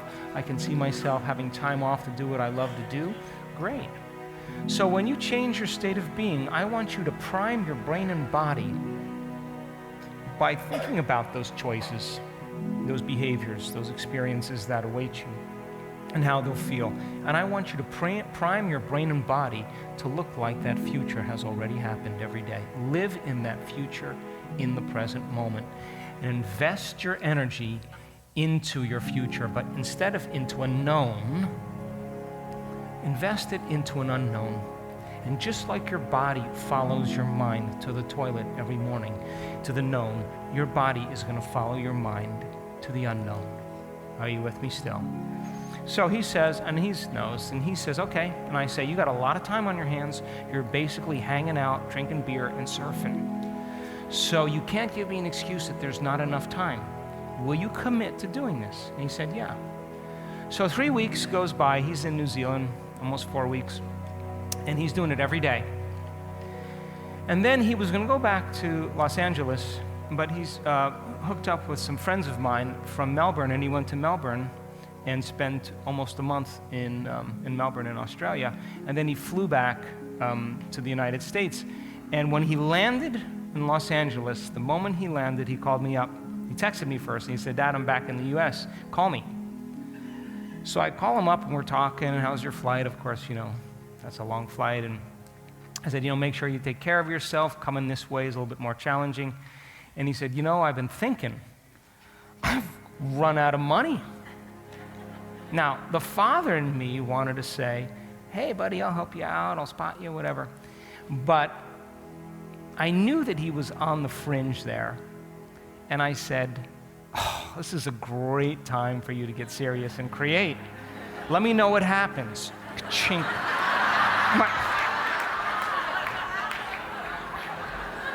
I throw him out into the unknown. So he rents a car, and he drives all the way down to San Diego.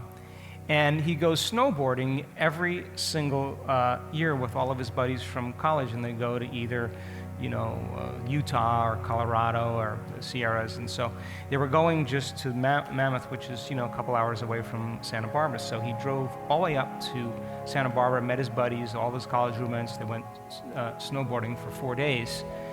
And when he came back, he landed in Santa Barbara, where he went to school and saw all his friends. And he was getting ready to leave, and he just went into the surf shop to look for this particular thing. And he bumps into the top designer of the toppest, best fins for surfboards. And they have this little conversation, and this guy is looking for an engineer that he wants the contract for 6 months to a year. He can make his own hours, work wherever he wants.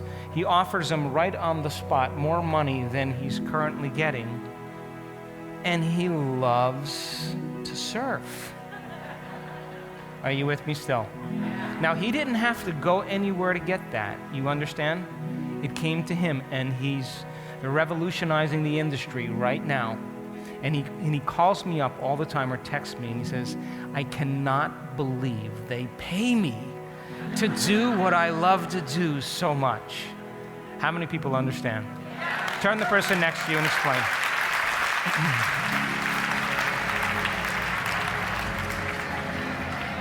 How do you do it? Explain it. How many people are understanding what I'm talking about? So, those of you who know me know that I love red wine. And I finished an event in Costa Rica a couple years ago, and it was my last event of the year. And it was a big year, and I was tired, and I was going to Costa Rica, and then I was going home, and then I was going back to Mexico with my family. So I only had a few days home, and it was this push for me. And it turned out to be one of the most amazing events, a beautiful part of Costa Rica, very private, and a great, great group of people, kind of a small, exclusive group, and we had an amazing time. And it was the first time that I had worked for this seminar coordinators, and they were so excited about the way the event worked out. We had dinner, and they said, hey, we'll take you anywhere in the world you want to go. Where do you want to go? Anywhere you want to go. And I said, I don't really want to go anywhere to see anything. I go for people. That's why I go. And so they said, oh, come on, there's got to be something on your bucket list. So I'm like, I did all this research on red wine several years ago. I created an artificial stomach and put all of the digestive enzymes in there, trypsin, chymotrypsin, pepsin, pepsinogen, hydrochloric acid, put in the right concentrations, brought the system up to body temperature, purged it with argon gas, and then put in red wine and trap the vapor to figure out what in the hell in red wine makes us so happy. So I did all these experiments, and I wrote a paper, never published it, and then got busy doing other things, and I said, God, I guess the only thing I would like to do is talk about my research in red wine. I'd love to get a group of people together, small group. I'd like to go to Tuscany. I'd like to start off drinking Sangiovese and Chiantis. I'd like to go to some of the old villas and eat some of the great foods and pair it with all these different wines. I want to go to San Gimignano. I want to go to Lucca. I want to go to Forte di Marme. I want to go to Siena. And I want to finish in Montalcino. And I want to drink Brunello's till I can't remember my name. That was the exact thing I said to them. And I just was joking around and just kind of let it go. And so by the time I got back to the United States, they had already had a contract to Paula, and Paula was picking me up and saying, what do you want to do here? And they sent the contract, and I said, they're serious? Yeah, they're very serious. So I said, okay, let's go. So we went. It was the first wine tour we were together, and it was one of the most amazing, incredible experiences. It was just a fabulous group of people. Actually, every group has been fabulous. And we go deep into the process, and people say, well, I really don't like red wine, and it gives me a headache, and I'm like, we'll take care of you. What else? And we have the most amazing time, and we bond, and so many of those people are in this room, and some of them are very dear friends of mine, just because we had an amazing week together. And so I had finished that event, and I was flying back to Seattle, and I was passing through Amsterdam to get there, connecting in Amsterdam, and I just finally got a paper that was going to tell me what was going on in the United States. And I sat down on my plane seat, and I was opening my paper up like this, and as I was opening my paper, this woman was kind of walking by, and she goes, Dr. Joe! I'm like, hi, how's it going? She's great, I've been following your work, and, she starts talking to me, and she goes, what are you doing in Europe? I said, oh, I was leading a wine tour in Tuscany. And she said, you know that my family owns one of the oldest vineyards in Abruzzi, in that region. And I said, really? And she said, yeah. And she takes out her iPad, and she starts showing me these beautiful, beautiful grounds and beautiful villas, award-winning wines. And the flight attendant comes over and says, hey, you're blocking everything, go sit down. And then she goes, sits down, and then we take off. She comes back up, and she said, look, are you going to have any time to come to my vineyard while you're in Italy? Because I know you're going to be there a few times. And I said, yeah, I could come to your villa and taste some wine. I have 4 days between these two events. And she whips out her card and she hands it to me. And I look at the card kind of briefly. I stick it in my pocket, and then she goes to sit down. And then I'm on the flight. It's 9.5 hours, and I'm laying down, I'm sitting up, and I'm reading, and I'm getting up. And I must have, when I pulled my cell phone out of my pocket, I must have pulled a card out of my pocket. Are you with me? So I get in the car with Paul, and I said, God, I might go, do I have time between these events to stop and go here? And, we're talking about it. And she goes, yeah, and I reach in my pocket for the card. It's not there. So I think, surely there must be a potential in the quantum field where that card can come back to me. Are you with me still? So I write the letter W down for wine with a little C for a card. But I know that W represents going to that vineyard in Abruzzi, yes?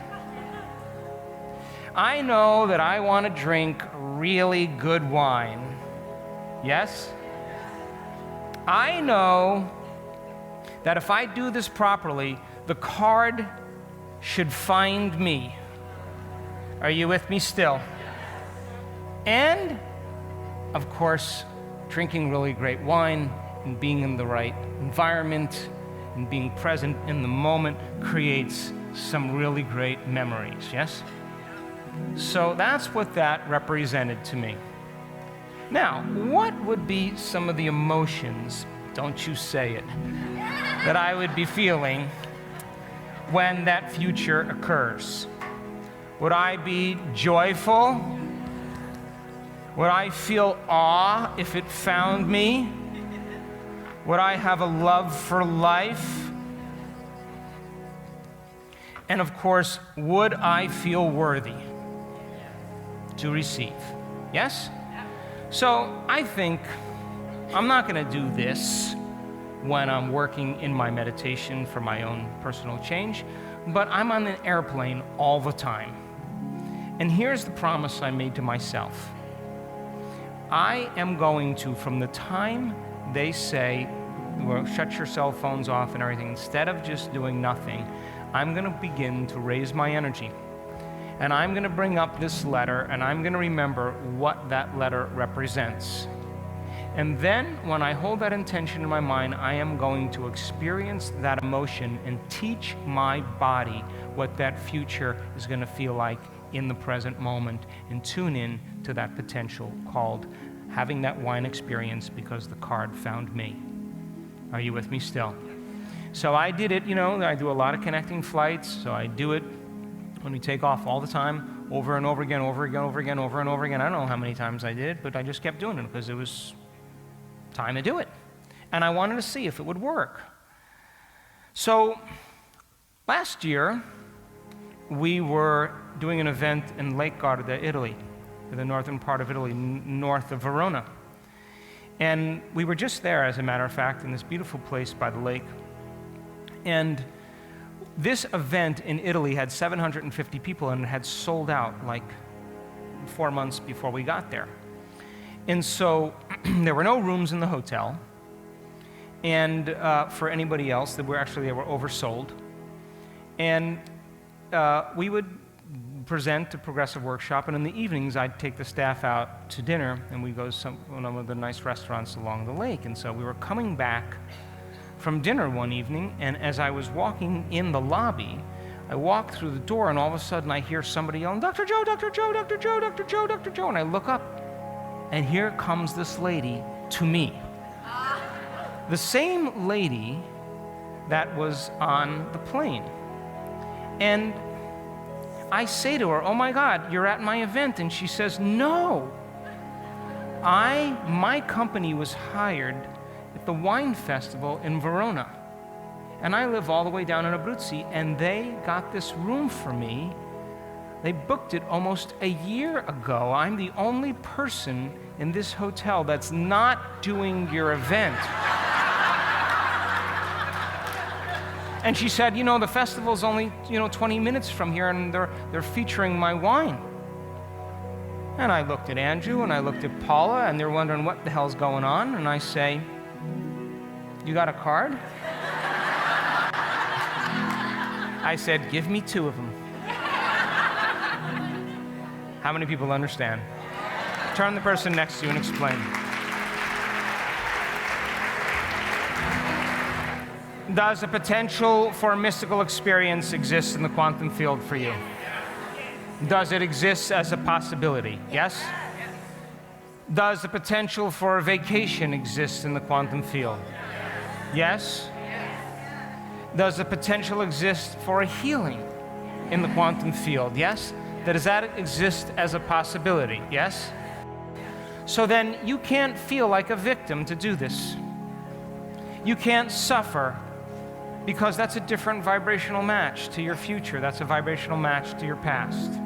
Are you with me still? So take out a piece of paper. And I want you to think about a potential you wanted to tune into or want to tune into in the quantum field that already exists. And write the letter down to represent that letter, that experience. Like J for job, V for vacation, R for relationship, L for love, F for freedom, M for mystical experience, L for lucid dream, I don't know. S for synchronicity. H for health, or H for healing, W for wholeness. Come on, pick something that would be fun. Pick a lucid dream or a mystical experience that's going to rock your world and change you forever, and you could never go back to being the same person ever again because now you know too much. How about that? So write down mystical experience and then list those things that represent a mystical experience to you.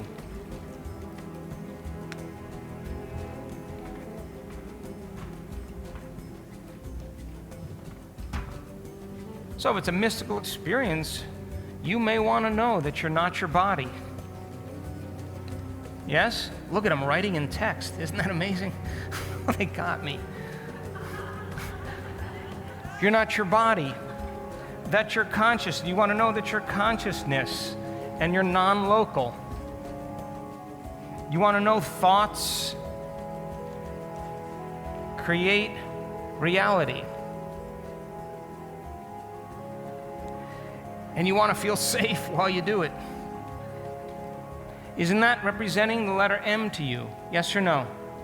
And could you say then it is more real than the world you live in right now?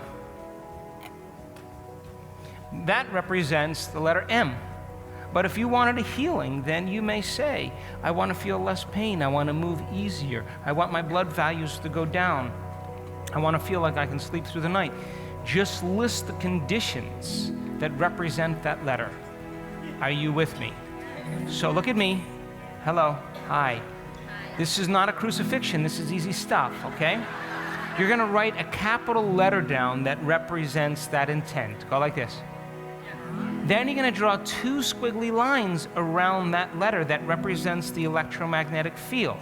Yes or no? Then you have to assign meaning to that symbol. So get very clear on what that symbol means so that when you look at it, you know what it means.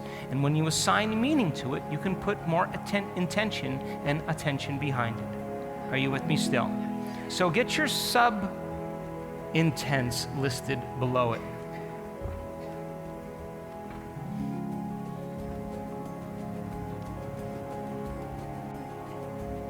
Some people say, I want a new job, I want $40,000 more, I want to have benefits, I want to travel, I want stocks, I want to lead a team, I want to be the leader, I want my retirement. They just list what it is, and of course then it comes, and then they say, should I take it?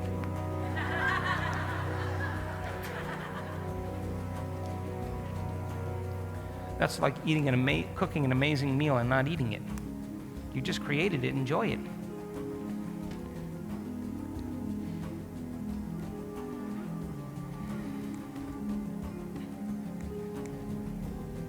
Now, bear in mind, if you want a mystical experience, it's not going to come on your terms. It's going to come on very unknown terms, and it may scare you. So you may want to write safe. So they come and get me. Oh my God, the guy thinks he's dying. He's traveling down the tunnel. I'm dying. No, you're having an unknown experience. And when I did this, I wanted to have an unknown experience, a mystical experience. I would wake up every morning at 4 a.m. and go sit out. I'd sit up past where my body wanted to lay down. I'd just sit up, and I'd keep working with my energy. And then, certain brain neurotransmitters are at their highest at 4 a.m.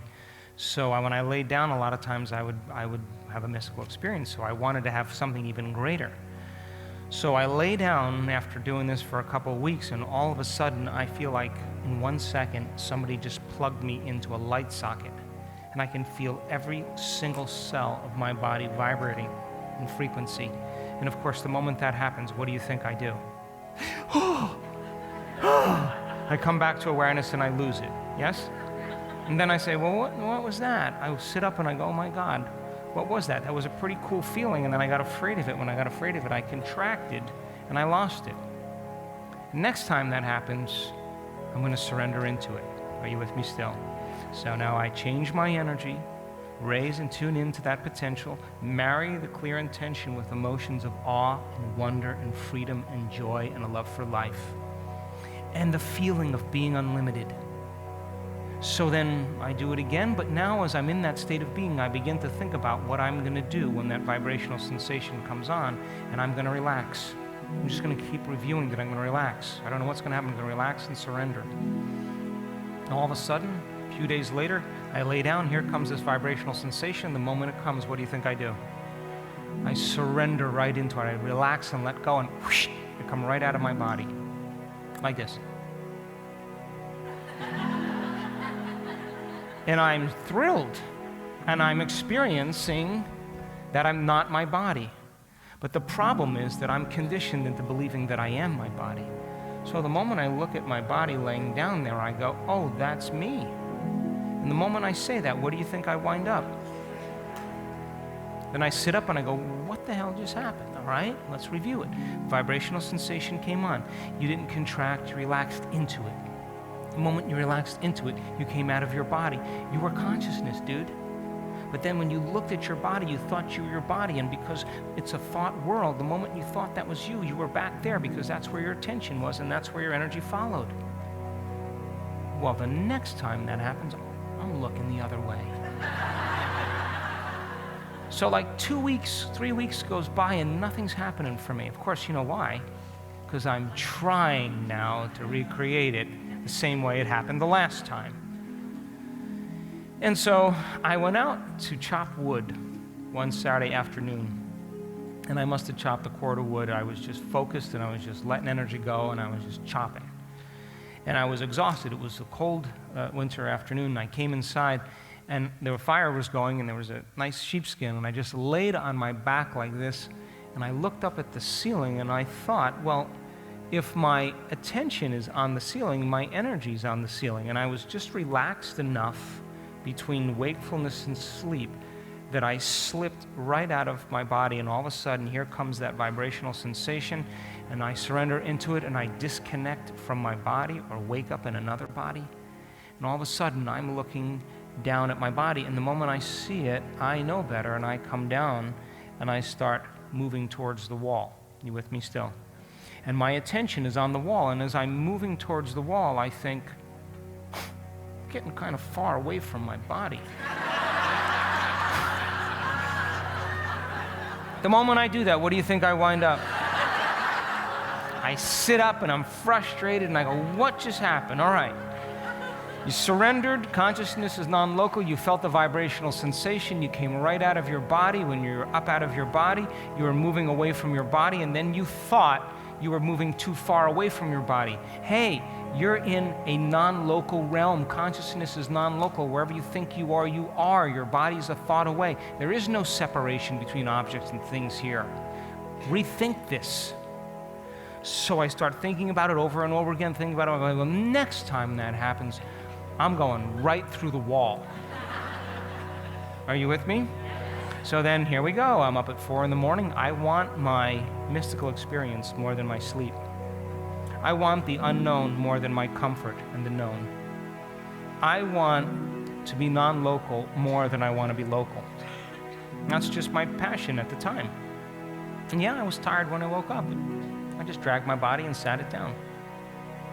And a couple days later, here comes that vibrational sensation, and now it's becoming familiar to me. I'm friends with it, and I know when it comes, I know exactly what's going to happen, and I relax even more and trust it even more. And boom, the next thing you know, I come to my awareness, and I'm between 2 cucumbers in the refrigerator. And I am tripping out like I couldn't get it. It was crazy. So I wasn't planning that, but it took me a while to figure out where I was. I got to tell you that. And then, of course, I'm working on it every day, changing my energy, rehearsing in my mind. The vibrational sensation comes on. You surrender into it. When you surrender into it, you're going to come out. When you come out, just relax. Consciousness is non-local. You don't need to look at your body. Move away from it. And then, of course, here it all comes, and that's exactly what happens. I come out of my body. I slow myself down. I relax. I get in the present moment, and I start moving away from my body, and I get right up to the wall. Remember, I said I was going to go through the wall. And then I think, I wonder if I can go through the wall. The moment I think that, what happens? Why? Because I still think my body, I'm vibrating at a much faster speed than the wall. I should be able to go right through it. Do you understand? Here I am back in my body, and now I'm frustrated again. But does it ever end? No, because I'm always asking, what piece of knowledge or information can I apply in this experience to evolve my experience to wisdom, to prove to myself the truth of it? You with me still? So here comes the vibrational sensation. I surrender into it. I come right out of my body. I know not to look. I pick a point. I walk right up, I move right up to the wall. And then I think, maybe I'll go through the double pane windows. And then I start moving through the double pane windows, and I think, what if I get stuck? And then I'm like, back in my body. So then I'm thinking, you can't think those thoughts when you're doing that. So here comes the vibrational sensation. I'm practicing it. I'm not really caring what anybody thinks of me. I don't really care, what's going on in the world. This is my world. I'm more interested in this than anything else. You understand? And now the experiences I'm looking forward to, so I'm anticipating the unknown, the unexpected. And I'm waking up at 4 a.m. because I'm excited to do it. And all of a sudden the observer's saying, "You're excited to come see me?" It's like a teenager showing up at your house with a bad attitude. You're entering the house of the divine within you. And if you're showing up for your meditation like, "Oh God, I gotta meditate today," it's going, okay, still love you, but you're gonna have to work harder to get to me because you gotta raise your energy. So then I come right out of my body, vibrational sensation happens. I pick that point and I just focus on the other side, and I go right through the other side. And when I go through the other side, I expect to see my backyard, and of course that's not the quantum. I see this huge white mansion with this big circular black driveway and all these people with black top hats and coaches and women dressed in these big dresses, and I am a stagecoach rider. I'm the person who carries people around in Hyde Park, and I have this frozen leg that doesn't bend, and I'm moving a lot of royalty and a lot of people all around the park, important people, and they're asking me questions about life. And I'm half African and I'm half white, and on some way they just really were comfortable with me. And the first time I went to Hyde Park, I had such incredible chills because I knew that I was there. Now, here's the cool part. I lived an entire lifetime, and when I came back, it was only 15 minutes.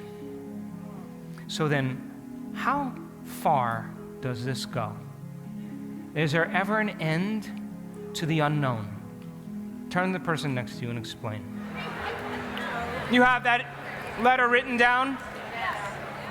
You have your sub-intentions underneath it? Yes. Now, on the opposite side of the paper or underneath that listed set of intentions, what emotions will you feel when it happens? In other words, can you teach your body emotionally what that future is going to feel like now? Because if you can, your body, as the unconscious mind, is going to begin to believe it's living in that future reality in the present moment, and you're going to be signaling new genes in new ways for those genes to make proteins prepare your body for that future event. You'll be wiring your future in the present moment. Are you with me still? Now, gentlemen, I know you like to analyze, and I know you like to say, well, I really don't know how I'm going to feel because I haven't experienced it yet. And I'm going to say, try a little gratitude. That's usually a good place to start. So write down some of those elevated emotions. Me, my favorite one is feeling unlimited. It just works for me because when I feel unlimited, then my field is really big. And then that's when you're able to do pretty unlimited things. But you can't do it as a victim. You can't do it in guilt. You can't do it even trying. That's not it. You have to raise your energy and change it. Are you with me still? So write down at least 4 elevated emotions.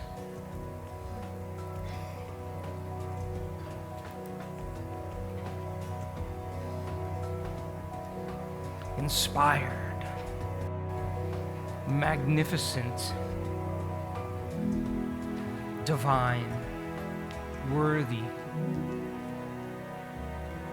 the love for life, the joy for existence, freedom of expression,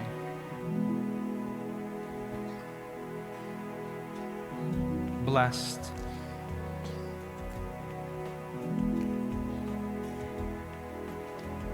appreciation,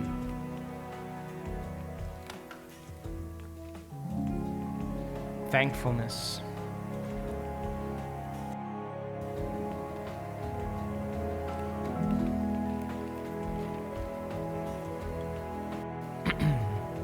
Now, take a moment, sit up straight and close your eyes just for a second. Now, I want you to begin to feel some of those emotions. Close your eyes and bring up a few of those emotions. Now, I know that you're not going to feel like it, some of you. And then I'm going to ask you, what do you want to feel?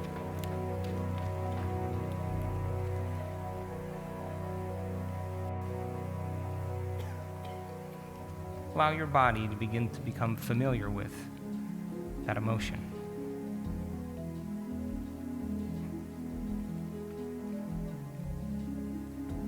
And feel that it's safe to feel.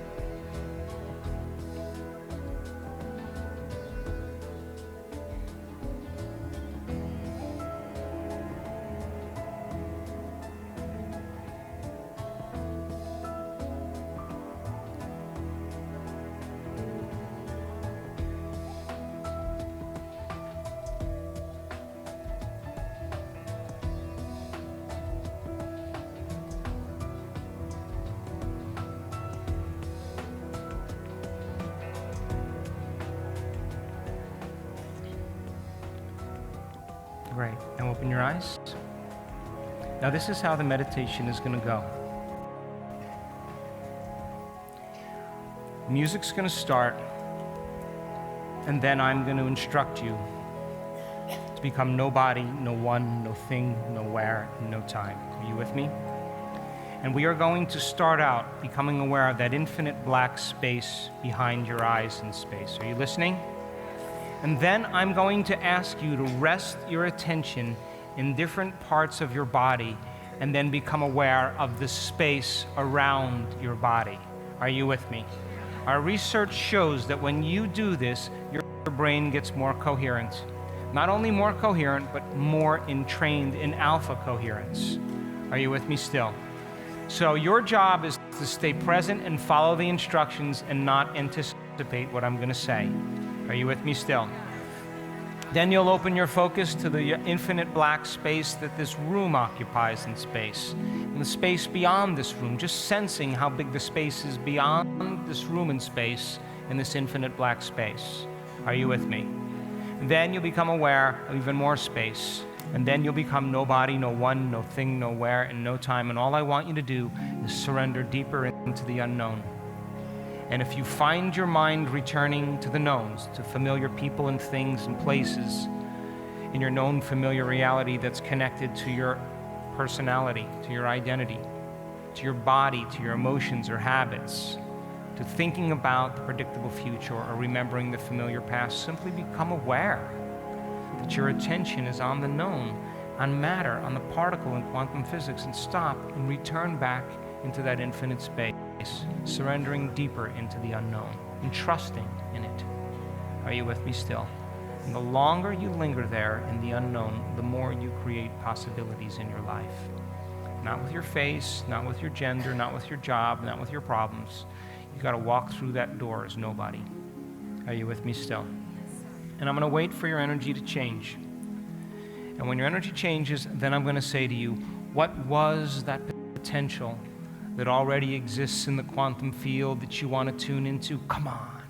It's time to change your energy and to move into a new state of being, broadcasting a whole new electromagnetic signature into the field. And all I want you to do is bring up that symbol in your mind and hold it as an intention. Are you with me still? And then I'm going to say to you, can you teach your body emotionally what that future will feel like now? Come on, open your heart and let your body respond to a new mind. Are you with me still? And you better get big. You better feel. And that energy is causing the field around your body to begin to expand. That's what elevated emotions do. Broadcasting a very strong magnetic signature. And you are going to lay your intent on that energy, holding that symbol and raising your energy. And then I'm going to say to you, for whatever you broadcast into the field is your experiment with destiny. And the longer your consciousness lingers in this energy, the more you're calling your future to you.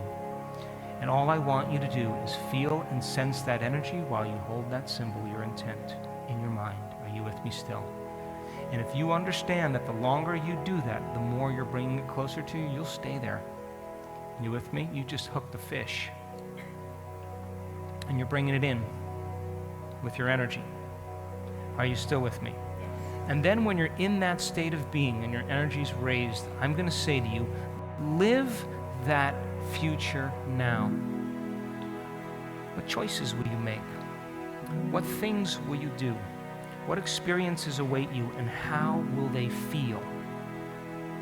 And all I want you to do is begin to, just like the piano players, rehearse what you're going to do with all your wealth. Rehearse what you're going to do when you feel so healthy. Rehearse what you're going to do when you start a new business. Rehearse it. Just let your mind go. And just like the piano players, you're going to begin to install the neurological hardware in your brain. And if you keep revisiting it, that hardware is going to become a software program, and it's going to become automatic, and you're going to start thinking like an abundant person. Are you with me still? And then you have to teach your body emotionally what that future is going to feel like. And so as you begin to feel what it would be like to take care of somebody who's sick and give them the money that they need, or whatever it is you want to lead people with, and you start moving into that feeling of feeling like a leader. And all of a sudden now, as you begin to do that, just like the muscle exercisers, you're changing your body to become a leader. You will feel like a leader, and you will signal the gene that causes you to lead in your life. How many people are with me? And I'm going to say to you, wherever you place your attention is where you place your energy. Come on, invest in a new future. And just like your body follows your mind to the coffee maker, to the known, every single day of your life, if you keep investing your attention into a new future, your body's going to follow your mind to an unknown. And it's going to find you. How many people understand? Yes. Then, after we do that, I'm going to ask you to take your left hand and place it over your heart, and you are going to bless your body with a new mind. To bless your life, that be an extension of your mind. To bless your soul, that it wake you up from this dream and that you never forget. To bless your past, that it turns to wisdom. And to bless your future, that it be filled with adventure. And to bless the challenges and the adversity in your life, that they may initiate you into greatness. And to bless the divine in you, the unseen in you, the power within you, that it begin to move in you, that it begin to move through you, and you invite it to move all around you and show evidence in your life that it is real. And then I'm going to say to you, if the thought sends the signal out and the feeling draws the event back, come on, open your heart for a moment and give thanks for a new life before it's made manifest. And the longer you feel gratitude, the more you are drawing that new future to you. For the emotional signature of gratitude means it has already happened. Gratitude is the ultimate state of receivership. And we do not pray in this work to have our prayers answered. We get up as if our prayers are already answered. That's the state of being. How many people understand? And then we'll take a break, and then you come back and I'll show you a little of the research. How's that sound? Turn the person next to you and say goodbye to them, because you are coming back as somebody else. If your body gives you trouble, master it. That is why you are here. Are you with me still? Overcoming, overcoming, overcoming, overcoming until you become something else. That's the journey. Are you with me still? So can you give me your best? Your absolute best? All right, here we go. Sit up. Cell phones off. Eyes closed. Watches off.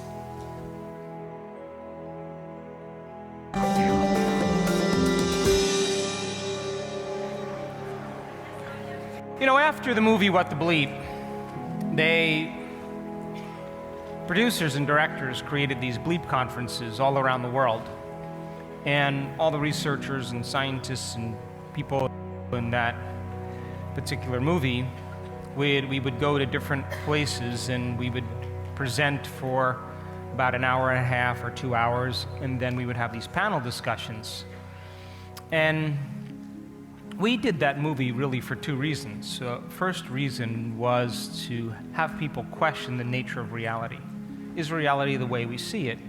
And secondly, inspire them to want to really try it out to see if they can produce an effect in their life when they're at cause. Try it out. Become the scientist in your own life. And so, you know, I was traveling pretty much in 2 different cities every single weekend. That I would leave on a Thursday night or a Friday morning and get to one place, stay there till Saturday, do a talk, and then Saturday evening or Saturday afternoon I'd fly to another place and present on Sunday. So I was pretty much a super busy guy. But I paid attention to the questions that were asked in the panel discussion because I wanted to see where people were at, where they were meeting truth and information at in their own personal experience. And there were 2 or 3 questions that were continuously asked that I thought were really great questions. First question is, okay, your thoughts create your reality. I get that. So how do you do it? I thought that was a really good question. Yes? Yeah. So they were taking philosophy now and wanting to personalize it or apply it to have some experience. The second question that people asked is, okay, I get that my personality creates my personal reality, and I have to change my personality to change my personal reality. Why the hell is it so hard to change? And I thought that was a really good question. And the third thing that people asked me was, how do you do it? How do you do it? What do you do? What do you do personally? So I started teaching these Friday night and Saturday workshops all around the world. And I was, mixing quantum physics with a little brain science, with brainwave technology, demystifying the conscious mind and the subconscious mind, and giving people an opportunity to apply it. And for the first year, nothing happened. Nothing really happened out of the ordinary. But at the end of every event, someone would raise their hand and say, hey, that was really fun. Can you teach another level? So what we do in my business is that we respond to people's needs. That's all we do. And so then we said, okay, let's create another level. So we created what's called a level 2 event. And we started doing these level 2 events all over the world as well. And during that time, I didn't see the needle move very much. I didn't see people have any outstanding breakthroughs. But at the end of the level 2 event, people would raise their hand and say, can you teach another level? So then we created a level 3 event. And at that level 3 event, just before we went to the first level 3 event, I had one of the most profound mystical experiences of my life. The morning of the day I was leaving. And when I finished the level 3 event and people asked, can you teach another level? I said to them, I don't know anything else. I don't know anything else. I'm done. But what was happening was that I started to interact with that quantum field, and I was having full-on sensory experiences without my senses. Whatever's happening between my ears was more real than anything that I ever experienced. And if consciousness is awareness and awareness is paying attention, I was so aware in that realm that my brain felt like it was more energized. And so after that level 3 event, I started to think about ways I could explain the mystical experience and to demystify the process so that people had within their reach all the tools to apply it to their lives. So I waited a period of time, and then we taught a level 3.5. Because I think my kids would have disowned me if I did a 4. Now, in that 3.5 event in Estes Park, Colorado, way up in the beautiful mountains in the Rockies there, I watched a community of people that looked just like you connect. And it was such a monumental moment for me, because I started to see things that I had never seen before. And it was like someone took a big blanket of energy and went like that. And all of a sudden, I saw this energy come right off this audience and go right into my chest and right up my spine and out of the back of my head. And then when I felt that energy, it came right back out and went right back into the audience. And I was moved to tears. I mean, it was a profoundly humbling energy. I was so moved that I couldn't finish the close on that Saturday evening. I just had to walk off the stage. I was speechless. And I was doing my best to get to my room as fast as I could. And I was really emotional. And when I got to the door to stick my key in the door, I look, and here's the hotel guard and security guard, and here's the manager of the event. And they want to know if I'm giving out ecstasy at my events. That I'm giving out drugs because everybody's way too happy. And everybody that evening that I talked to said the energy of the room was palpable. It was outstanding. And I witnessed it and I experienced it. And so things started to change after this event, because people said, you have to do another event. And so we did a level 3.5 pi. I made it up. And in that event, right around this time, people were starting to send emails to our website. And the first line of every email was exactly the same. You're not going to believe this. I was diagnosed with this condition. I was struggling with it for years.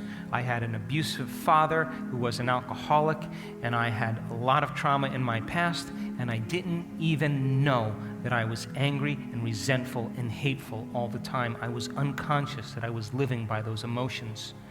And all of a sudden, I started to unmemorize those emotions, and all of my acid reflux, all of my digestive problems, all my chronic pain went away. I just forgot about them. I was too busy being somebody else. And I knew that people were starting to upregulate and downregulate genes. Are you with me still? Opportunities, synchronicities, winning the lottery, jobs, people struggling to get something to happen, struggling to get something to happen, struggling to get something to happen. Finally, they start doing the work, and it just happens without any of their effort. And this was exactly what I needed to continue teaching, because it was a lot of time away from home, a lot of time away from friends and family, a lot of time on the road, lost luggage, missed flights, logistics, the different time zones, everything that goes along with it. And when I started seeing those emails, I got more passionate and more excited. And at that level, 3.5 pi, I watched a woman stand up in a wheelchair who had MS for 10 years and walk right across the front of the room. And I watched another woman in that same audience, had MS, dancing around, who had numbness and no feeling in her right foot, all come back. And I knew in that moment that we were signaling new genes in new ways. And I knew that all the work that I had done in my own personal change after my injury and my accident, and during that time, nobody said no to doctors. And that my own personal evolution, my own personal dark night, my own personal transformation was so relevant for me to be where I was at that time in my life. And that when I started studying spontaneous remissions and I interviewed all those people that were diagnosed with very serious health conditions, that they were treating conventionally or unconventionally, and they were staying the same or getting worse, and all of a sudden they got better. And I began to ask them the questions to figure out what was the cause that was producing that effect, and studying their content and coming up with the principles that I thought were the most common principles that allowed people to move from one state of mind and body to another state of mind and body, breaking the habit of the old self, reinventing a new self, unlearning and relearning, pruning synaptic connections, sprouting new connections, unfiring and unwiring, refiring and rewiring, unmemorizing emotions that are stored in the body, and then reconditioning the body to a new mind and to a new emotion, deprogramming and reprogramming, pulling their energy out of the familiar past and investing their energy in a new future. That the principles that were so important to me, where mind and matter were somehow related, because that was the commitment I made to myself when I was laying there, overcoming my own self, that if I was ever able to walk again, I'd spend the rest of my life studying the mind-body connection. That was the deal I made with that intelligence. And so when I started studying all of this, I had to go back to school and study neuroscience to be able to figure out what was going on for people. But I wasn't finding the answers in typical textbooks. The answers were on the cutting edge of science with neuroplasticity and epigenetics and the quantum model of reality and psychoneuroimmunology. All of those things point the finger at possibility. And after my own injury, I retreated from the world. I sold everything and just wanted to ask the big questions and figure out the answers. So when I started interviewing all those people and coming up with those commonalities, those common states that they executed, my question was, if I used that and understood it, and it happened for other people, if I used it on sick people or well people, we should see the same results. We should be able to reproduce that model. And that's what I was using in that level 1 event.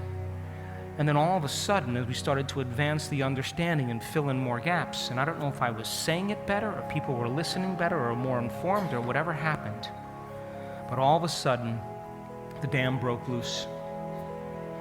And I knew then, when I wrote Breaking the Habit of Being Yourself, that it was the how-to, and that's what people wanted. They wanted to know how to apply it. So then, after that 3.5 pi event, we did one more event called 3.5 pi a la mode. And there were 7 spontaneous remissions from disease in Colorado Springs. And these were people that had medical tests to prove it, and I knew right in that moment that we were signaling new genes in new ways in real time, and that people had the capacity to do this within a short amount of time if they retreated from their life and disconnected from their known world. And after that, I changed everything up, because I didn't want to teach that beginning level anymore. I didn't want to have all these different levels. I wanted to teach progressive workshop, give people the basics, have them understand the introduction, give them the course when they register, get the intensive, give them all the knowledge they can, and then I wanted to create events where I can start measuring people's changes. And so we started measuring quantitatively using quantitative EEGs. People's brains, when they came to the event, we measured their brain before they started. They went through 4 days of training, and I measured their brain at the end of the event. And I wanted to know that the change wasn't just in their mind, it was in their brain. That I wanted to measure brains in real time during meditation and see that process unfold. And if I could understand what I was looking at, understanding the measurements, that information, I would have more information to teach transformation the next time. And I can tell you without a doubt, as I said earlier today, that your brain never changes your brain. That the program doesn't change the program, that the ego works a long time to change the ego. That the personality doesn't change the personality, it takes a long time. That matter takes a long time to change matter. And only when you become pure consciousness, that consciousness is the epiphenomenon of matter. And I can tell you that when you're analyzing your life within some disturbing emotion, you're going to make your brain worse every single time. I can tell you, when you forget about yourself, forget about your body, forget about your life, forget about your face, forget about your problems, forget about time, is the moment you connect to that unified field. And I can tell you that we can predict it and we can teach it really well. And so I started teaching these advanced workshops, and I think we've done 14 or 15 to this date. And we started out naming those events Information to Transformation. And I believe that if you give people sound scientific information, and as I said earlier today, science is the contemporary language of mysticism. Science demystifies the mystical. And the moment you start talking about religion or culture or tradition, you divide an audience. And science unifies, creates community. And those people learn that information, and if they can repeat it to a person next to them, they're wiring it in their brain. And as they install that neurological hardware, they're setting themselves up for an experience. And if we can set up the conditions in the environment and give them the proper instruction, a certain percentage of those people are going to get their behaviors to match their intentions. And when they do, they're going to have some type of transformation. And if I could measure that transformation, I should have more information to teach transformation the next time. Would you agree? And if I learned even more information and measured it even more from transformation, I would be able to close the gap between knowledge and experience. In our first two events, we did a quantitative study, and 93% of the students that we measured had a more than 80% change in their brain for the better. I can tell you that the latest research that we just did made scientific history because our students know how to shut off the critic in their head, the default mode network in their brain, intrusive thoughts that are always chattering, the critic that's on your shoulder, the voice in your head is called the default mode network. And we reproduced the study at Yale University did, and we found out that when you shut off that analytical mind and you turn down the volume to that default mode network, it stays turned off for the remainder of the day. And we saw that in our students. We've seen them heal themselves of Parkinson's, anxiety, depression, genetic disorders. We've seen all kinds of brain injuries and brain traumas change when the person begins to connect to that unified field. Are you with me still? And so we measured over 8,500 brains now, and we've made scientific history over and over and over again, and those people look just like you. They weren't monks, they weren't scholars, they weren't people that have meditated for 40 years or 30 years. Some of them never meditated before, go figure. And to me, that's even better, because they walk in innocent, not expecting anything. We measured probably 4,000 or 5,000 hearts now. We want to teach people how to have a coherent brain, and we want to teach them how to have a coherent heart. And it's those combinations of those two elements that begin to create reality. And I want my students to know when they're there and when they're not. And I want them to be able to sustain that internal state independent of the conditions in their environment, to be able to regulate and control their emotions. And our students are getting better and better and better at it, and they're able to keep their heart in a state of coherence for an extended period of time. We've measured the energy of the room. We've measured the energy around people's bodies. We've measured the energy centers of their bodies. We've measured their neurotransmitters. We've measured their genes. We've measured their immune system. We've measured all kinds of things, and we keep seeing anomalous changes taking place in our student, supernatural changes taking place because they are becoming supernatural. Are you with me still? And so I want to show you some of that research, just a little bit, to show you how powerful you really are. How's that sound? So, one eye on the screen, one eye on your partner, okay? I'm going to lower the lights.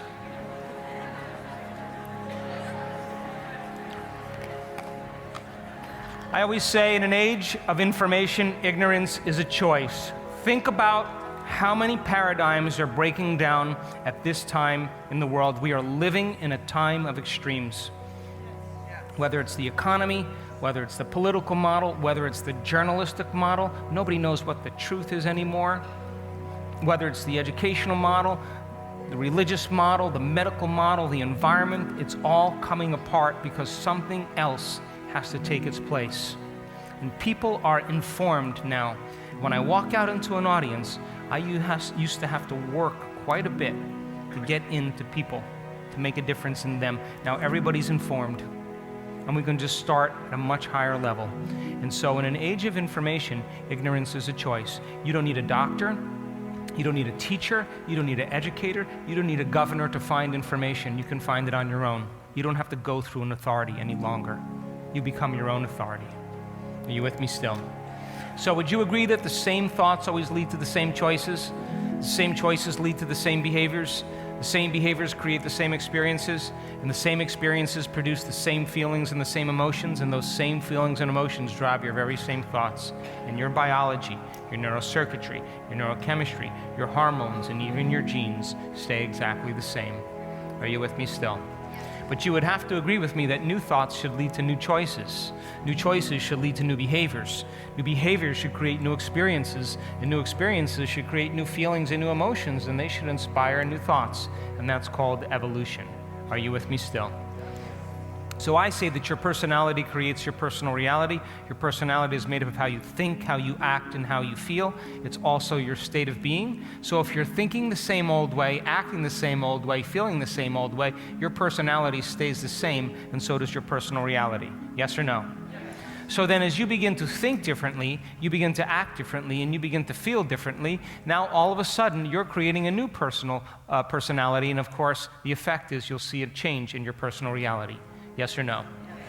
So most people try to create a new personal reality as the same personality, and it doesn't work. Nothing ever changes. You literally have to become someone else.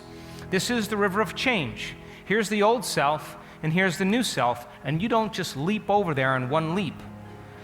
The hardest part about change is not making the same choice as you did the day before.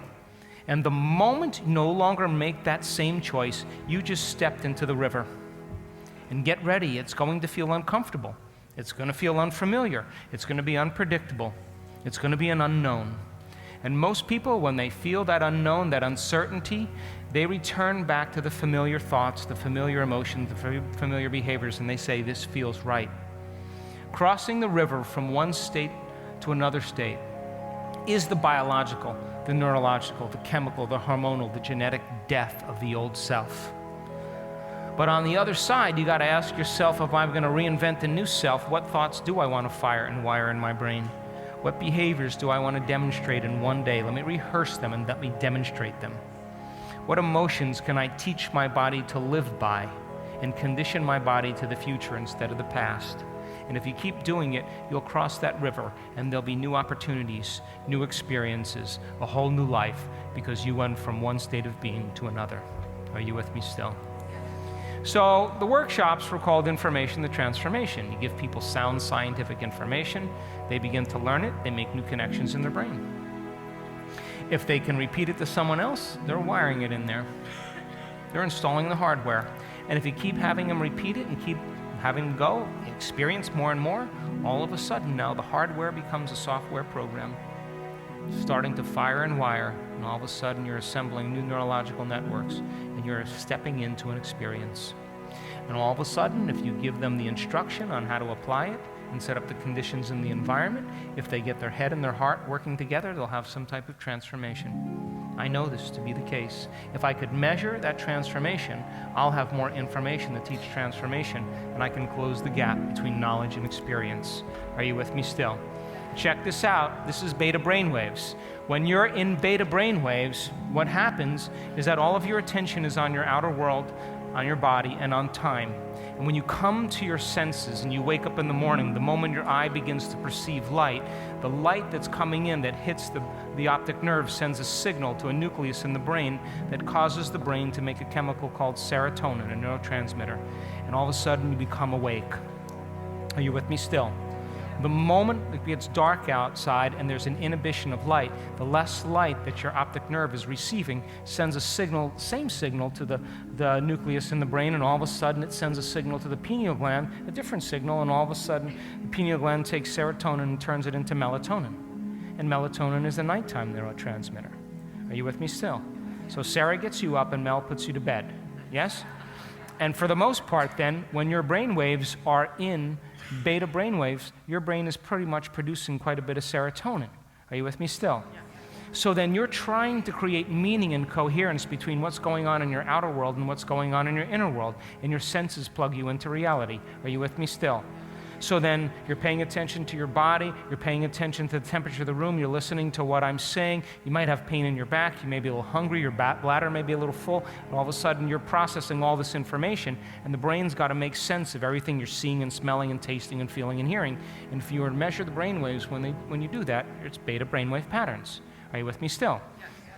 Now, when you're freaked out, neurotic, and emotional, over-judgmental, resentful, and impatient, those beta brainwaves go into a very high pattern, 3 times as high as normal beta brainwaves. Now, you're overly vigilant, you're overly anxious, you're overly focused, you are overly angry, your brain is aroused. And no new information can come into your nervous system that isn't equal to the emotion, which means it's not a time to learn when you're in survival. It's not a time to open your heart, to be vulnerable, to trust in the unknown. Remember that predator around the corner? I went down, backed up, got in my car, drove down the hill, and the guys were putting the horses in. We grabbed the shotguns, we went back up there, and it was a huge cougar with a big tail. And she was saying, "Don't you come any closer, I got my cub right here." So then, of course, then in survival, I'm not St. Francis. I'm not going to sit there and open my heart. I don't trust myself that much. I'm not that good. But St. Francis might be good at it, but I'm not going to take that chance when I'm in survival. And so when people live in survival, then their brains go into high beta state, and it switches on, and they stay aroused. And so, of course, they got to take a drug.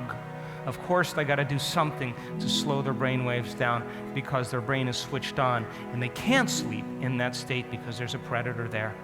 And the survival gene switches on, and as cortisol levels go up, melatonin levels go down. And our students, when we measure their melatonin levels, they're higher than the average person. They can dream. So then when you close your eyes and you go into a meditation and you're eliminating the amount of light that's coming into your eyes, your brain waves should naturally slow down because your brain chemistry is slowing down. Yes or no? And if you become aware of your breath and you start relaxing a little bit more, the more you feel safe and relaxed, and you're processing less sensory information from your environment. You're not feeling as much things with your body because you're sitting still and not experiencing anything. And you're not moving around in time. All of a sudden, your inner world starts becoming more real than your outer world. You're paying attention to your thoughts, pictures, images, yes or no? And in that state where you're imaging, your brain is in alpha. And if beta is that your outer world is more real than your inner world, in alpha, your inner world starts becoming more real than your outer world. Are you with me still? That's the imaginary state. And normally, when you learn, you have to go from beta to alpha. I'm watching all of you. Developing concepts and ideas, and you're in low beta right now. There's no lions out there. You're pretty relaxed. It's safe to learn. And then all of a sudden, as you start to gather information, you pause for a moment and you naturally switch into alpha. And when you switch into alpha, you're making that model or that picture in your mind. You're holding it there and you're freezing it. And the brain is consolidating it neurologically. Which means then, when you're in high beta, you never switch to alpha, which means you stop learning and you're only feeling. Are you with me still? And now we're headed for a genetic destiny. Are you with me still? So then, if your body starts to fall asleep and your mind is awake, look how slow those brain waves are. That's theta. And if you condition your body to be the mind and your body's asleep, it's no longer the mind. And you can have instantaneous change go on. And people that are overly analytical, that come into this work and they're trying so hard, you know what I say to them when they say, "Oh God, I'm trying so hard," I just say, listen, you know when you get ready to go to sleep at night, what do? You get comfortable and you stop thinking. That's all you do. And you start opening up to this blackness behind your eyes and you start relaxing. All I'm asking you to do is relax your body and keep your mind awake. That's all I'm asking you to do. And that's when the door between the conscious mind and the subconscious mind opens up. And what separates the conscious mind from the subconscious mind? Your analytical mind. So then when you're switched on in beta and you're overly analyzing, you're moving further away from the operating system where true change can take place. That you have to slow your brain waves down to enter the operating system of the subconscious. Are you with me still? So check this out. Children, the first 2 years of their life, their brain waves are in delta. They're sound asleep with their eyes open. That's why a newborn baby can't stay awake for more than 7 minutes at a time. So children, for the first 2 years of their life, the majority of their brainwave patterns are in delta. That's why they sleep so much. And then all of a sudden, between the ages of 2 and 6, your brain waves pick up a little bit more, and now you're in theta. Now check this out. That means the first 6 years of your life, you're completely in your subconscious mind. And you haven't developed your analytical facilities to filter information. So money is the root of all evil. Big boys don't cry. Little girls should be seen and not heard. You're not very good at math. You're a lot like me. Money doesn't grow on trees. What's wrong with you? Are you stupid? It's that information that begins to program children subconsciously. Are you with me still? Because they're wide open to information, and children, all of their attention is on their inner world of feelings. And when they notice changes in how they feel, they start to associate it with something in their outer world. And as they interact with their outer world more and more, their brainwaves pick up because they keep feeling differently, and they use their senses to pay attention to what caused it. And they start developing memories. Are you with me still? So somewhere between the ages of 6 and 12, the brain moves into alpha, depending on the person. My daughter, I think, was in alpha till she was 15.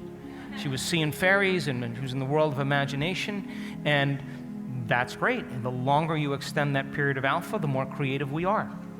And somewhere between the ages of 6 and 7 or 8 or 9, the child begins to develop its analytical facilities. They start realizing there is no Santa Claus, the Easter Bunny never existed, and my parents aren't as cool as they think they are. They start figuring that out really fast. Are you with me still?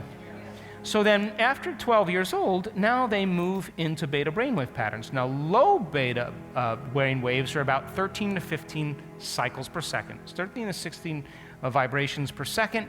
And mid-range beta is about 16 to 22 cycles per second. Most of you are in low-level beta. If I said to you, oh, whoops, I forgot to tell you, there's a test tonight. And if you don't pass the test, you can't leave. You might switch into a little mid-range beta. And when you're in high-range beta, look how much higher it is than mid-range beta. And this is when the brain is fully aroused and it's in an alarm state. And people spend the majority of their life in this state. So if the purpose of meditation is to get beyond the analytical mind and slow your brain waves down, when people are in this state and they're in survival, they're not going to want to close their eyes and slow their brain waves down because there's danger out there. Are you with me still? It goes against the survival gene. So in order for you to create then, you have to lay down the very thing you used your whole life to get what you want for something greater to occur. And that takes some awareness. Are you with me still? So now, this circle represents your mind, and when you're born, you're totally subconscious mind. We know that because your brain waves are in delta. And you learn by these positive and negative identifications and associations that give rise to your habits and your behaviors. A good example of a positive identification or association is when a child is hungry and she cries out. She feels uncomfortable and she cries out, and the mother comes and feeds her or changes her and takes care of her, and she learns to associate crying out with being fed.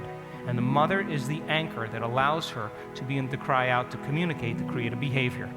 Are you with me still? And when she feels better, she pays attention to the mother's voice, the smell of the mother's milk, and she's bonding and connecting. Are you with me still? A good example of negative association is when you put your finger in the electric socket. You notice a change in your internal chemistry, and you pay attention to what caused it.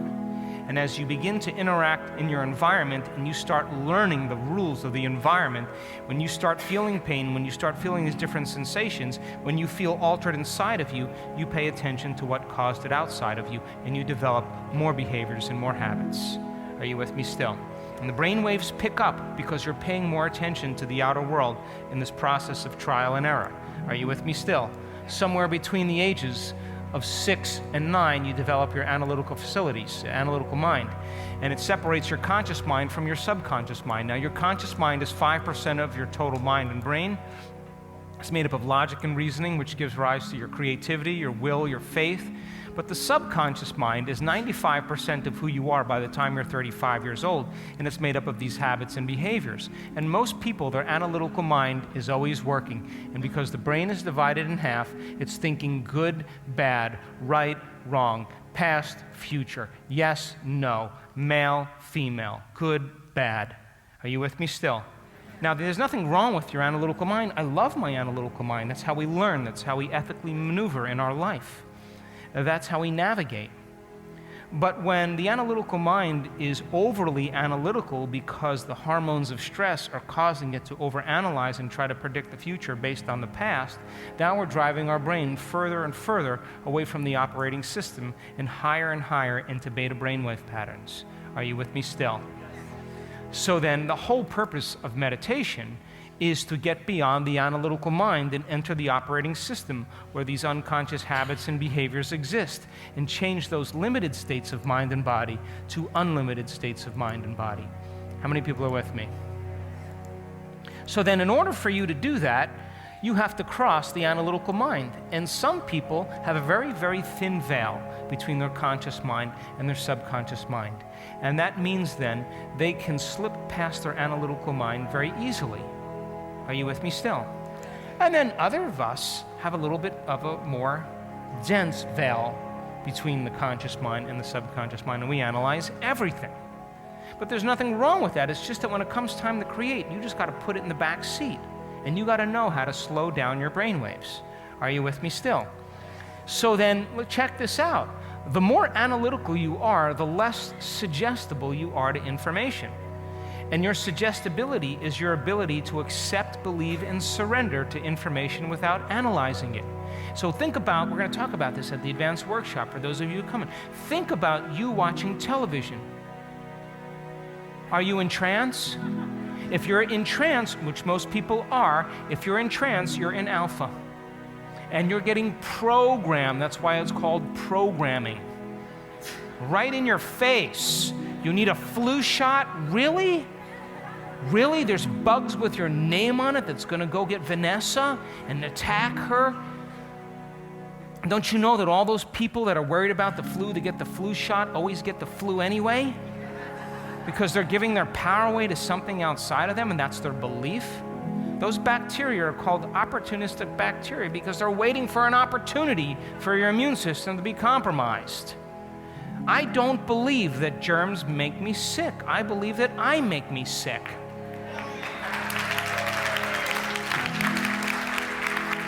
So then if you're sitting there and letting that information go past you without analyzing it, it's going right past your brainstem and signaling your autonomic nervous system and programming it into a destiny. You don't think so? It's the way it is. And so then, the more suggestible you are to information, the less analytical you are. Would you agree also? And I'm sitting there watching, I don't watch television that much. When I turn on the TV and I look at these television commercials, I say out loud, are you kidding me? Are you kidding me? You're gonna have projectile vomiting, dizziness, fainting, hemorrhaging, heart attack, stroke, hallucinations, possible death, but ask your doctor if this is right for you. Are you kidding me?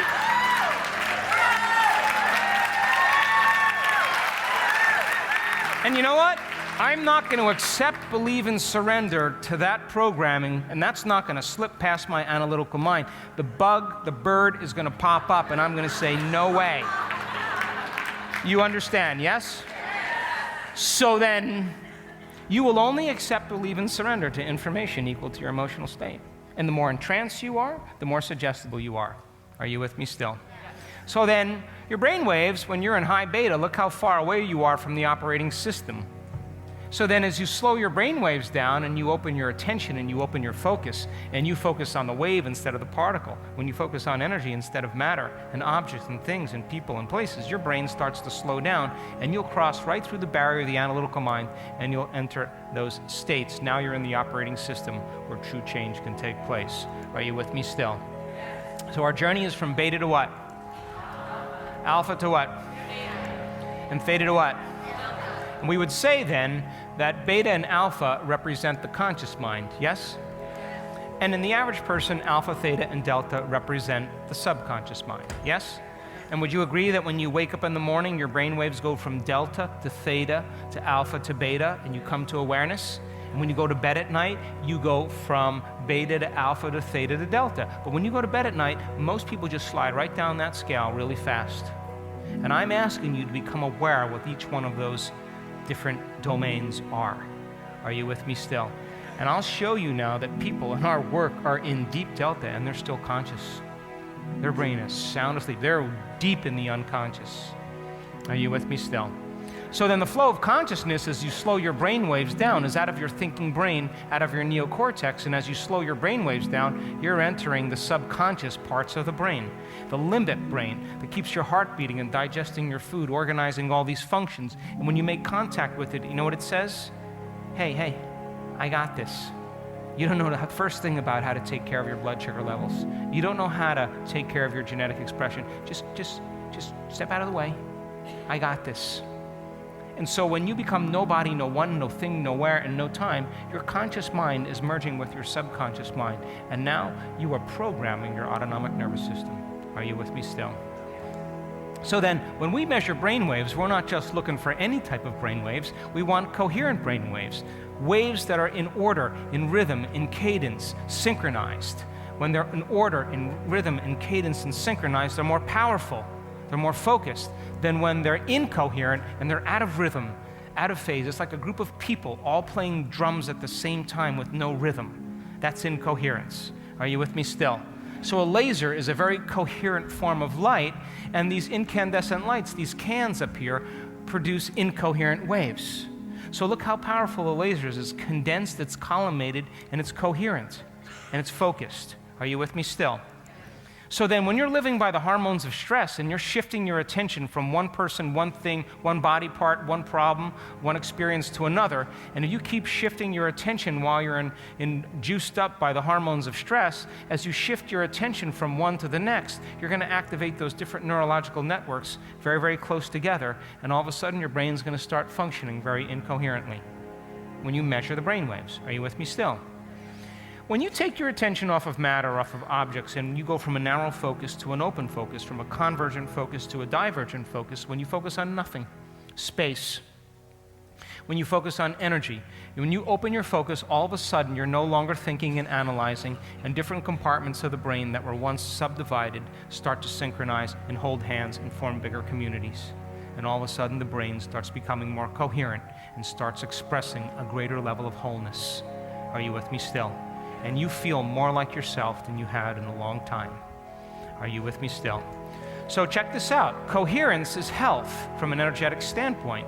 Incoherence is disease. And according to the quantum model of reality, all disease is a lowering of frequency and an incoherent or scrambled message.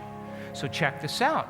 If you were to take coherence and overlay it over incoherence, if you can keep that coherent energy going, coherence should begin to entrain incoherence, and all of a sudden that's called healing, creating order where there's disorder, or raising the frequency of matter.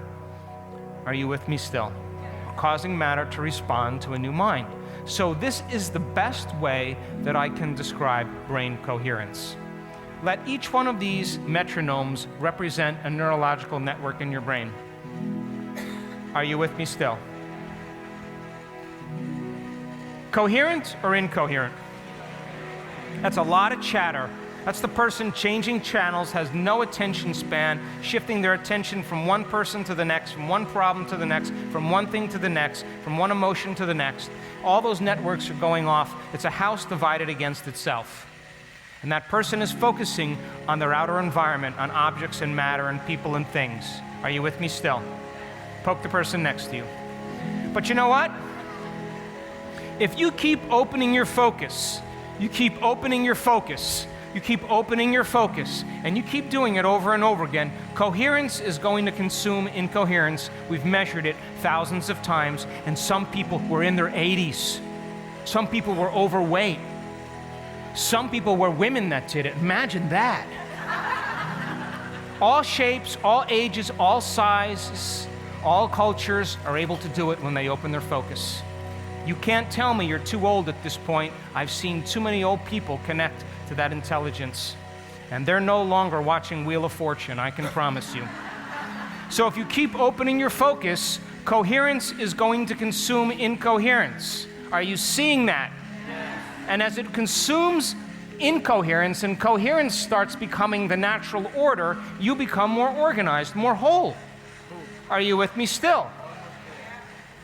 So check it out. The brain is becoming more and more coherent. Do you see that? Now, in time, if you keep opening your focus, all of a sudden more and more coherence takes place. But you know, there's always one stubborn neuron over there that just insists, I can't, it's too hard, I'll never change, something's wrong with me, I need a psychological evaluation, I'm on the wrong medication, I'm too much like my mother, nobody loves me. That's just a voice in your head. That's an old circuit that's no longer firing with the other ones. It's struggling to hold on. But if you keep opening your focus, opening your focus, opening your focus, we've seen this thousands of times, coherence is going to consume incoherence. Are you with me still?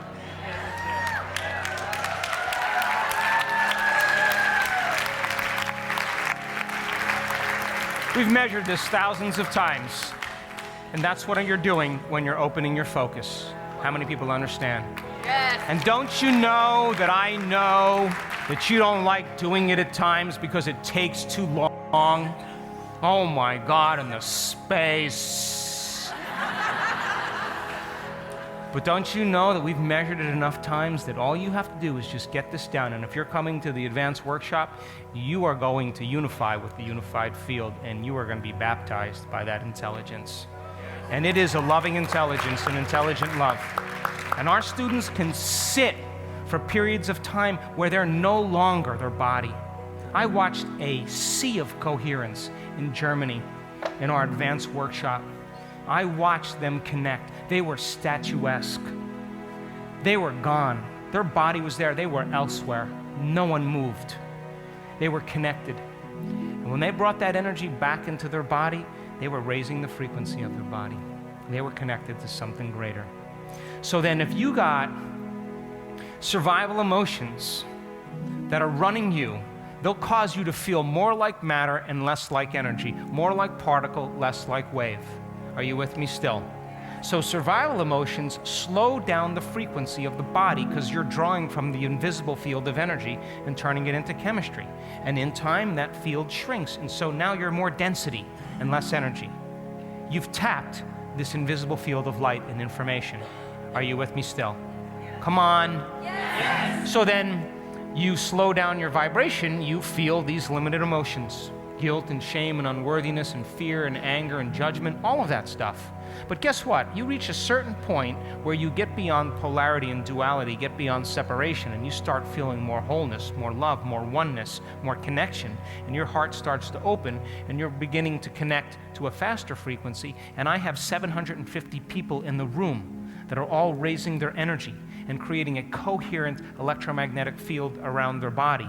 And that field is intersecting with the person next to them. Just like brains and neurons become coherent, all of a sudden the energy of the room becomes coherent. Are you with me still? And when that energy starts intersecting, it creates bigger amplitudes. And bigger amplitudes is more energy in the room. Are you with me still? So check this out. We got this sophisticated instrument from the University of Russia, St. Petersburg. It's called Sputnik. It measures energetic fluctuations in the ambient field of a room. This is the energy, the first day of our first advanced workshop. This is 3 days later. See the change? Take a look at this event. This is the second advanced workshop. Here's the baseline on Wednesday night. Here's Thursday. Look what happened to the energy of the room on Thursday. Which way did it go? Why? Because they were drawing from the field to build their own electromagnetic field. They were breaking the bonds energetically with their past, present reality, and they were calling energy from the field to them to build their own individual field. And they broke right here. We left the room and the energy dropped. Come back the next day, they start almost where they peaked. They break, and look at that. They break through, we leave the room, the energy drops. Look at this. We start the next day right where we left off. We drop down and we break through.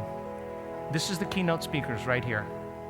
We have a 9-fold increase in energy in 4 days. Are you with me still? Take a look at this event. This is Cancun in 2014. Wednesday, Thursday, Friday, Saturday. Take a look at this event. This is Carefree, Arizona. This event's called Becoming Supernatural. And those people became supernatural. This is Wednesday, this is Thursday, this is Friday, this is Saturday. Consistent breakthrough. You with me still?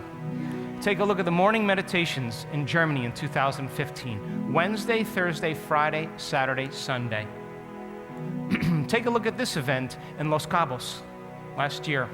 This isn't even Wednesday, this is Thursday. Check this out, we're at 6.1 and 6.6. This is this event, we're at 13.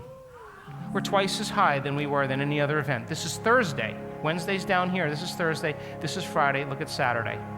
They blew the roof off that place. Now check this out, we do a walking meditation in our advanced workshops. You have 4 types of meditation. A sitting meditation, a standing meditation, a walking meditation, and a lying down meditation. And if you come to the advanced workshop, you're going to learn them all. And in the advanced workshop, I am so guilty of this in my own personal life, where I connect to the field, change my energy, I feel amazing, and then I get up and I leave my energy right there and I return right back to the program. And so I said, okay, we got to be able to do this with our eyes open. We got to stand up and change our energy and then walk in that energy. Walk like that person, breathe like that person, move like that person, feel like that person, and begin to become it. And so check this out, don't be intimidated. These red little dots every 30 seconds are telling the energy of the room on that Thursday. Now check this out, this has happened in 5 different advanced workshops. See this blue? This is the energy in the room while they're out on the beach doing the walking meditation. The energy of the room is raising while they're a quarter of a mile away. Why? Because don't you know when you change your energy, it affects every area of your life? Because the energy that you were in the chair you were sitting in is going to change. And so if it changes your past, it should change your future as well. Are you with me still? We reproduced this in Italy just a week or so ago. We reproduced it in Cancun 1, in Cancun 2, back in October and November. We reproduced it in Germany this past year. Every single time, the energy increases while our students are somewhere else. And in Italy, this past week, or when we were there, the energy was highest. Aside from the last day, it was highest the whole week when they were in that walking meditation. They were affecting every area of their life with their energy. Are you with me still? Yep. Check this out. This is Germany this past summer. Wednesday, Thursday, Friday, Saturday. And they're up in the 10s. I don't even know which one this is. No, this is Cancun 2. Check it out. Wednesday, Thursday, Friday, Saturday. Great group of people. So now, thoughts are the language of the brain, feelings are the language of the body. How you think and how you feel creates your state of being.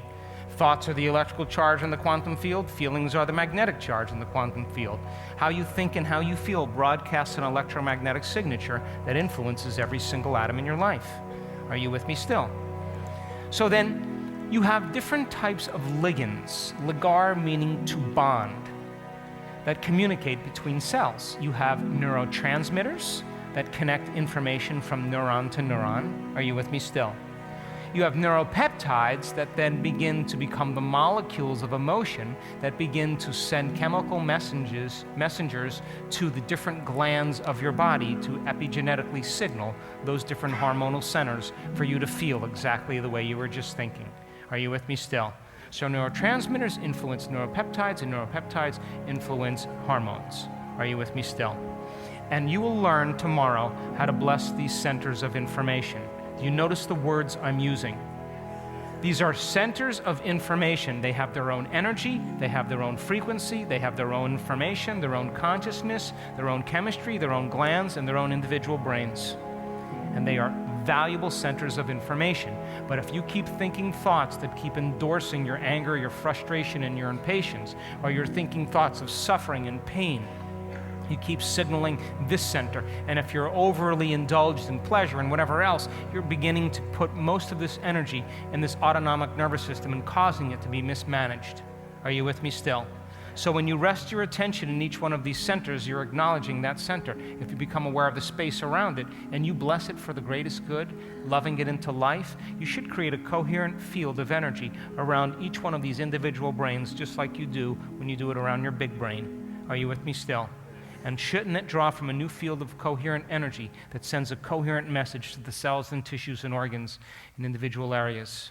There are people in this room that had uterine cancer, uterine fibroids, uterine tumors that blessed their energy centers, and those tumors disappeared. Go figure. So everything emits light and information. Everything has its own electromagnetic signature, and so does the body.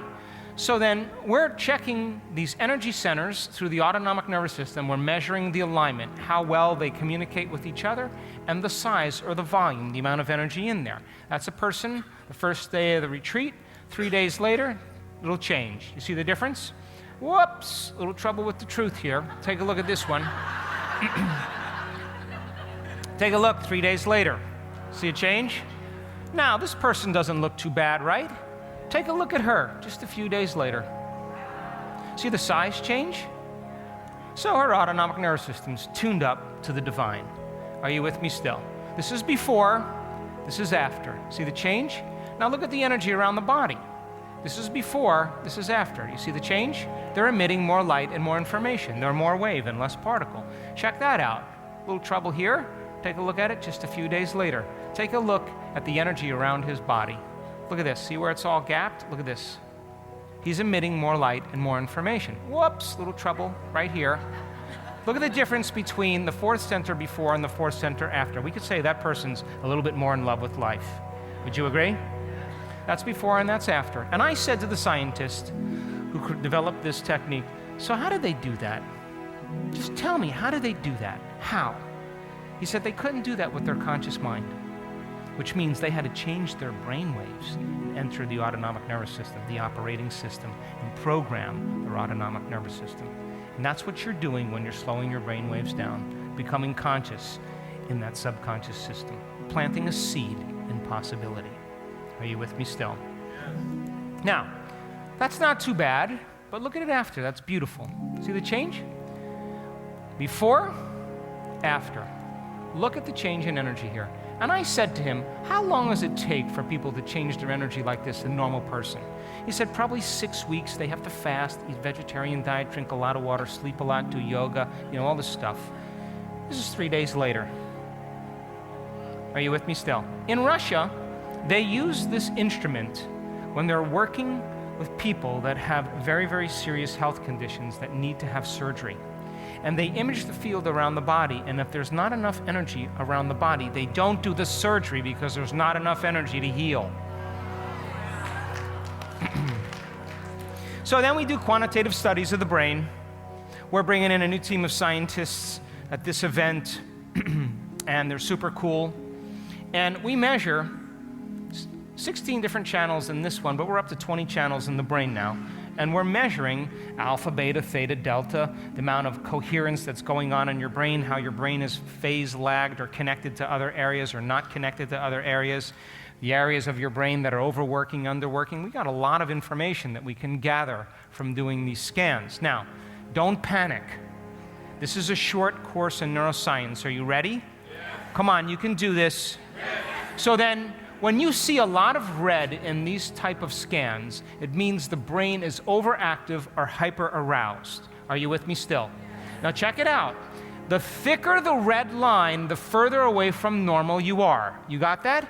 So then if you're really thick red lines in there, you're 3 deviations away from normal. If you have a medium-sized line, you're 2 deviations. A little thin line, you're just a little away from normal. Are you with me still?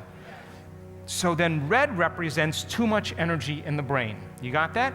Now this is delta, this is theta, this is alpha, this is beta, and all of this is high beta right here. Are you with me still? Now, if you see a lot of blue in the brain is tuned way down. There's no energy in the brain. So this is like changing channels very quickly, and this is like different compartments of the brain aren't talking to each other. Are you with me still? And so if you see thicker blue lines, it represents further away from normal than thinner blue lines. Are you with me still? If you see no red and you see no blue, that's normal, whatever that is. You with me still? So check this out. This is a person with severe anxiety. What do you see? You see blue in the frontal lobe. in the front of the brain on all levels. What do you see in the rest of the brain? A lot of energy in the back of the brain. There's a lot of chatter going on in that person's brain. Look, but the frontal lobe is the executive. It's the boss. It's the CEO. So the boss is out to lunch and the rest of the brain is having a big party. Severe anxiety. Check it out. 3 days later in meditation. See the change? And look at this beautiful dual brain processing. This person healed their anxiety in 3 days. Another person with anxiety, check it out. A lot of red in the brain. You see that? Severe anxiety. 3 days later, check it out. You see a lot of red in there? They heal themselves of anxiety. Now, this is a person with Parkinson's disease. Parkinson's disease is deficiency in dopamine in the brain. When there's not enough dopamine in the brain, the upper motor neurons can't communicate well with each other, and it causes involuntary tremors in the body. Try as you may to control it with your conscious mind, you can't. Are you with me still? So then what do you see in the brain? You see all this red, which means the brain is overactivated, it's overstimulated. Yes? So then that overactivated energy in the brain is sending an overactive signal in the body, and the body is experiencing tremors or spastic paralysis. Are you with me still? Come on. So take a look at this person 3 days later. You see much red in that brain at all? Now, we also do a study called the QEEG, Quantitative Electroencephalograph. Now, don't panic. You with me? So check it out. When you see a lot of blue in the brain, it's 3 standard deviations below normal. It's cooled way off. There's no energy in the brain. You got it? Come on. You see a lot of red in the brain, it's tuned way up. There's too much energy in the brain. You got it? If you see green, it's normal. So then if you see maybe light blue, a little lighter than dark blue, you're moving towards normal. If you see even lighter blue, you're moving towards green. Yes? If you're green and you start moving towards yellow, it's getting a little higher. Yes? And if you're moving towards orange, it's getting even higher. And all of a sudden, you keep changing your brain waves by measuring different areas based on the amount of energy that's in there. Are you with me still? So check it out. This is the same person with Parkinson's disease. This is 1 hertz, 2 hertz, 3 hertz, 4 hertz. This is delta. 5, 6, 7, 8. This is theta. This is alpha. This is beta. What do you see in alpha and beta? All that blue, yes? What does that mean? The brain is turned way down. There's no energy in the brain to control the body. Are you with me still? This person has problems with attention. They have problems with language. They have problems with memory. They have problems with happiness. They have problems with coordination, with concentration, with learning. Because there's no energy in the brain. Take a look at just a few days later. See any blue in there? So as she began to change her brain waves, when we showed her this, we said, check this out. You have all this red in your brain. That's anxiety. And she said, that's really funny because when I'm anxious or afraid, my tremors get worse. And we said, now you know the emotion you need to work on. Keep doing the meditations. So we chose her as a case study, and that was February 20th, and then May 9th, a few months later, she's still doing her meditations and her brain's still improving. Look at that. Then all of a sudden, on the end of May, her mother dies and her sister has a stroke in the same week. She stops doing her meditations, she's got to fly out of town and take care of family affairs, and look what happens to her brain right here in high beta. She's back to the stress response, yes? And a lot of her symptoms come back. So we say to her, don't worry about it. Life happens, take care of your family affairs. When you get done, come back and start the meditation. So she starts the meditation again. Look at June 27th. You see the improvement already? Then take a look at July. 90% of this person's Parkinson's disease went away by thought alone. I just saw her just a few months ago, and she's walking around like a normal person. Are you with me still? This is a traumatic brain injury. This is a man who went through the windshield of a car. His son was driving the car. His son died instantaneously. He's wheelchair bound. He has a spinal cord injury and had a traumatic brain injury. What do you see in the brain? The trauma has turned the brain way down, has shut it off. He has no energy to control his body. Take a look at his brain just a few days later. You see a change? Check this out. This is his QEEG scores. He has problems with language. He has problems with attention. He has problems with happiness. He has problems with learning new things. He might even have a little problems with seeing. All of a sudden now, take a look at his brain a few days later. What's green? I want you to know that this man, when I first met him, was pretty much paralyzed from the nose down. Now he has bladder control, he has bowel control, he's moving his hands, he's crawling, he's pushing weights with his feet, and he's stood up more than once. And I want to be very clear, very clear that it wasn't chemistry and matter changing matter. It was energy that was changing matter. And he keeps saying to me, Dr. Joe, I have no idea what's going on. And I always say the same thing to him. The moment you know what's going on, it's over. So, this is the CEO of a company in Phoenix, Arizona. She's an attorney. She's a mom. And look what she has. She has those intrusive thoughts, the default mode network in her brain. She's seeing pictures and she's chattering about them. And when she chatters more, she sees more pictures. And she's caught in a loop. And the analytical mind is going off. Take a look at her brain just a few days later. You see a change? So check this out. Here's her Z-scores. Look at this red and high beta up in here. Take a look at her brain 3 days later. You see any red in there? So then we tell her to keep doing her meditations. This is her brain just a few months later. Remember how red it was here and how red it was here and how red it was there? Yes? Now this is high beta. This is 21 to 30 cycles per second. This is very high range beta. Look at all this red in here. This is severe anxiety. Take a look at her brain 3 days later. You see any red in there? Now take a look at her brain a few months later. This person has no anxiety. You know what she says? I trust myself now. This is depression. Look at all this blue in the brain. The brain's turned way down. A few days later, look what happens. See the green? This is high beta. Look at all this blue. A few days later, it's all green. Depression is gone. We've healed so many people with depression. This is another person right here. Look at all this blue in here. Look at the brain afterwards. Look at all this green here. Now look at, this is high beta. What do you see? Brain shut off. It's turned way down. And look at her brain just 3 days later. All of her depression's gone. This is called the strip chart. So what happens is we can measure between seconds, between this interval and this interval, the number of humps and valleys, the number of cycles per second. And it can tell us if a person's in beta, in alpha, in theta, in delta, in gamma. It can tell us where they're at. Are you with me still? This is the front of the brain, this is the middle of the brain, this is the back of the brain. That's a normal brain scan right there. You with me? All of a sudden, we start seeing this in our work. Does that look normal to you? That person's having an inner event. Whatever's going on between her ears is absolutely real. This person had 227 times the amount of oxytocin circulating in her blood. She was in love with life. And look at this super coherence that's taking place in that area. That's where you store memories. She's storing that event as a long-term memory. Are you with me still? Check out this woman. Whole brain is in gamma. She's having an orgasm in her head. You know what this lady said? Another one of these and I don't need a husband.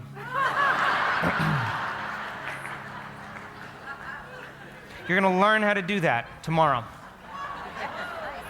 Are you with me still? And you know what? You can't tell me you're too old to do this, because I've seen people that connected that were in their 70s and 80s. You can't tell me you're too out of shape, because I've seen people of all shapes and sizes go for it and connect to that intelligence. Are you with me still? Check this out. 3rd generation Holocaust survivor, suffering terribly his whole entire life. Psychotherapist, done all the types of psychotherapy and analysis, couldn't get beyond himself. Check that out. Does that look normal to you? He's having a full-on sensory experience without his senses. Whatever's happening between his ears is absolutely real. He cannot make his brain do that. It's happening to him. Do you understand? So what would happen right now if your senses were heightened by 25%?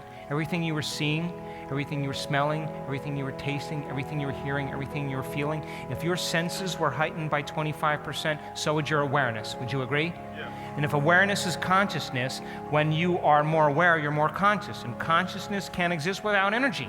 So the moment you become more aware and more conscious, the energy in your brain begins to process a whole new stream of consciousness. And we're capturing that over and over again in our students. Are you with me still? So now, if you have two waves coming together and they're coherent, if they're coherent, when they come together, they'll add up. Are you with me still?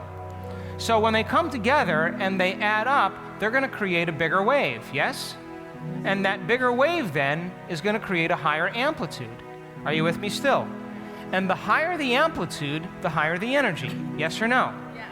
So if you have two waves that are incoherent, that are out of phase, and they're vibrating at different frequencies, and they come together, when they come together, they cancel each other out. That's called destructive interference. Are you with me still? Yep. So incoherence then diminishes the amount of energy in the brain. Are you with me still? And so when those two energetic frequencies come together and they're out of phase, then all of a sudden you see less energy. You got that, yes? So now check this out. We started measuring people's energy, and when you see that strip chart that looks like a big drawing of Crayola crayons, where you can't read anything, we're like, how are we going to figure out the energy here? So we found out a way called the joint time frequency analysis. And joint time frequency analysis measures the amount of energy in the brain. And what you have to know is that normal is 10 to 60 microvolts of energy. Are you with me? So then when you're a little excited, it goes up to 60. When you're a little bit relaxed and you're inhibiting certain activity, it goes down to 10. But when neurons fire, it's roughly 40 microvolts of energy. So 40 is pretty much the midline. Are you with me still? So check this out. We're measuring this person 2 seconds into their meditation. That look normal to you? Getting a download of information. He's at 86 microvolts of energy squared. What's normal? Okay, 40 seconds into the meditation, here comes another download. He's connecting to the field. Now he's up to 3,185 microvolts of energy squared. Are you with me still? 53 seconds, another download. Now the brain has to recalibrate. When the nervous system gets that amount of energy, it has to go into quiescence. It has to recalibrate. And then all of a sudden, we know it's going to come again. And here we go. 2 minutes and 7 seconds in, he's at 3,189 microvolts of energy squared. At 3 minutes and 58 seconds, another download of information, 2,216 microvolts of energy. We start to see the energy build in the brain. It has to settle back down again. And as it settles back down, we know it's going to happen again. And all of a sudden, here we go. Until we see this. That's 9 minutes into his meditation. Whatever's happening between his ears is absolutely real. It's more real than this right now. Are you with me still? So that's normal. You see a little difference? A little different, yeah? So he maxes out at 4,520 microvolts of energy squared. What's normal? Take a look at this woman. 6 seconds into her meditation, she's already up to over 500 microvolts of energy squared. Check this out. We're starting to see an event take place. We know something's about to happen. We can forecast it. Now she's at 6,321 microvolts of energy. But look where she is. 1.96 hertz. That's delta. Her body is sound asleep while she's having this experience, but she's wide awake. Are you with me still? Yeah. Check this out now. 48 seconds. She's back up to 3,549 microvolts, and she is in deep, deep delta. Uh-oh, here we go. 7 minutes and 21 seconds. We know she's going to pop now. We know it's going to happen. She's up to 395,000 microvolts of energy squared, and she's at 0.17 hertz. She's in deep delta. And we now know that when a person is experiencing something like this, the moment they react to that energy and they move up into alpha or into beta, the amplitudes drop because they resist and they contract and the energy doesn't flow through their nervous system. When they just relax and surrender and trust, they stay in that deep level and the divine has an agenda for them. Are you with me still? So then, here we go. A few seconds later, she's downloading a lot of data. She's at 324,000 microvolts of energy, and look, she's below delta. She's in deep, deep delta. Uh-oh. 7 minutes and 55 seconds. How do you measure that? Really can't, can you? So she's now at over 600,000 microvolts of energy. And look, she's at 0.09 hertz. She's deep into delta. She's out of the way. She doesn't even know that she has a body. She left her body behind. Her body's in a catatonic state. It's no longer associated with her, or her associated with it. Then 8 minutes and 16 seconds. That's so beautiful to me. Of course, now the nervous system has to recalibrate, 167,000 microvolts of energy, and she is in deep delta. And look at this. I wanted you to see this. See, I compressed these waves, listen how much? 3,000 times. I shrunk them down 3,000 times, compressed them 3,000 times just to check the amount of coherence that's going on in there. Does everybody look like they're dancing to the same beat? Every single part of the brain is in a holistic state of coherence. Now, what happened here? When we saw this, we ran around and went like, did we lose her? But what we found out was that the computer program wasn't built to process that amount of energy. It wasn't built to process that amount of energy. So she flattens out here for a period of time, and then here it goes again.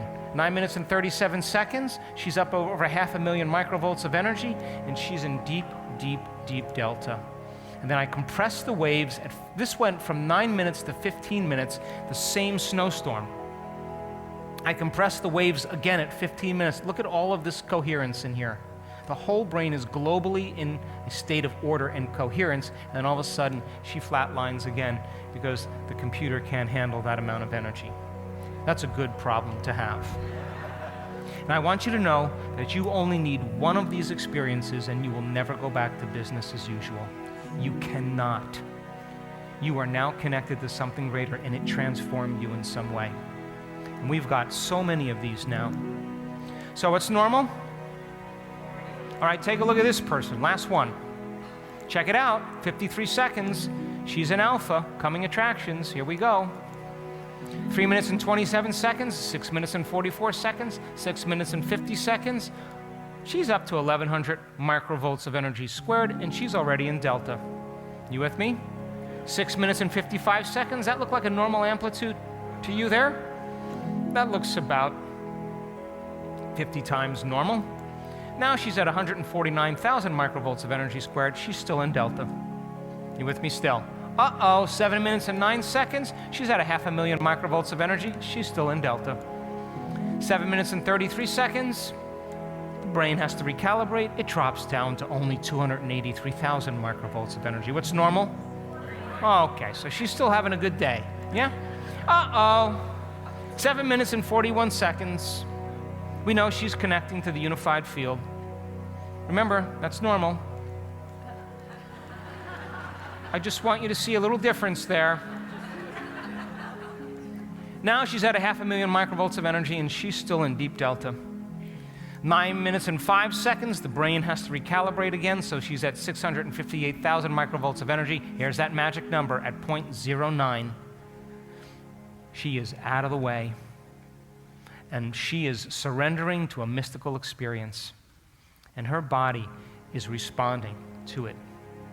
That's 26,342 times normal. Now check it out, 9 minutes and 13 seconds, she maxes out at 1,000,000 microvolts of energy squared.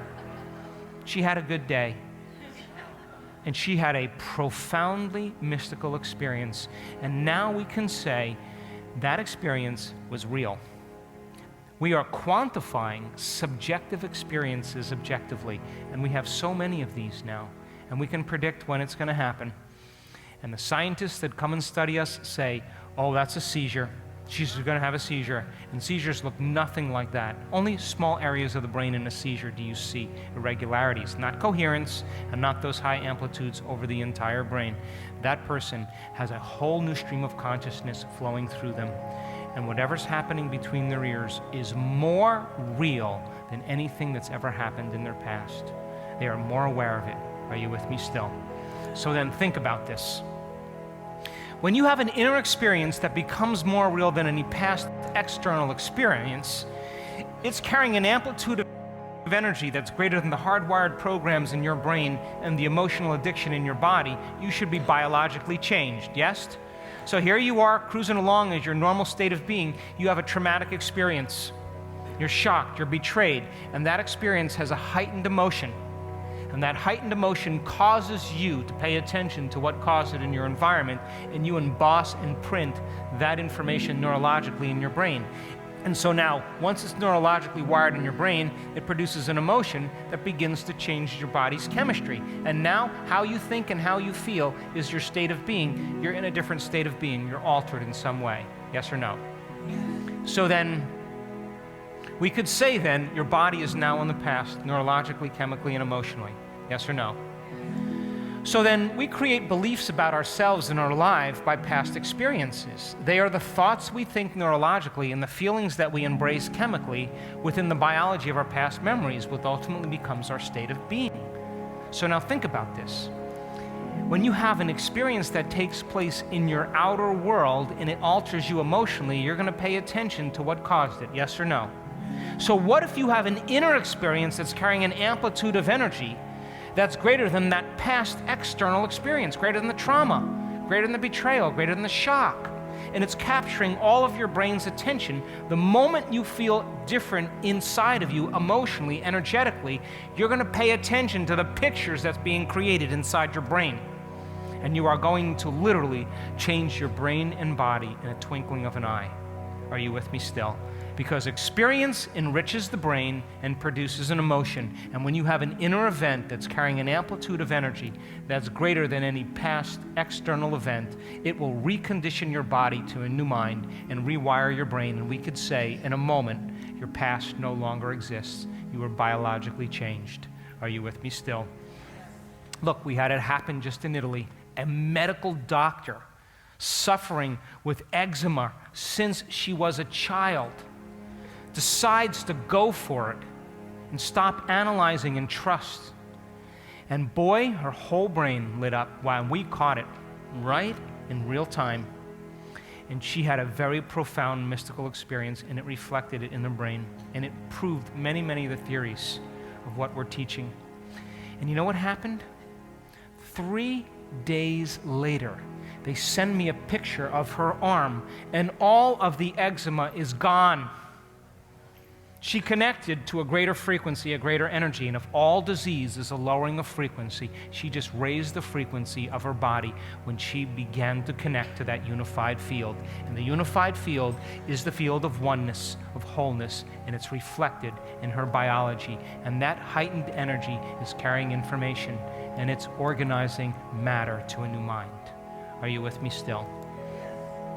So the past now no longer exists.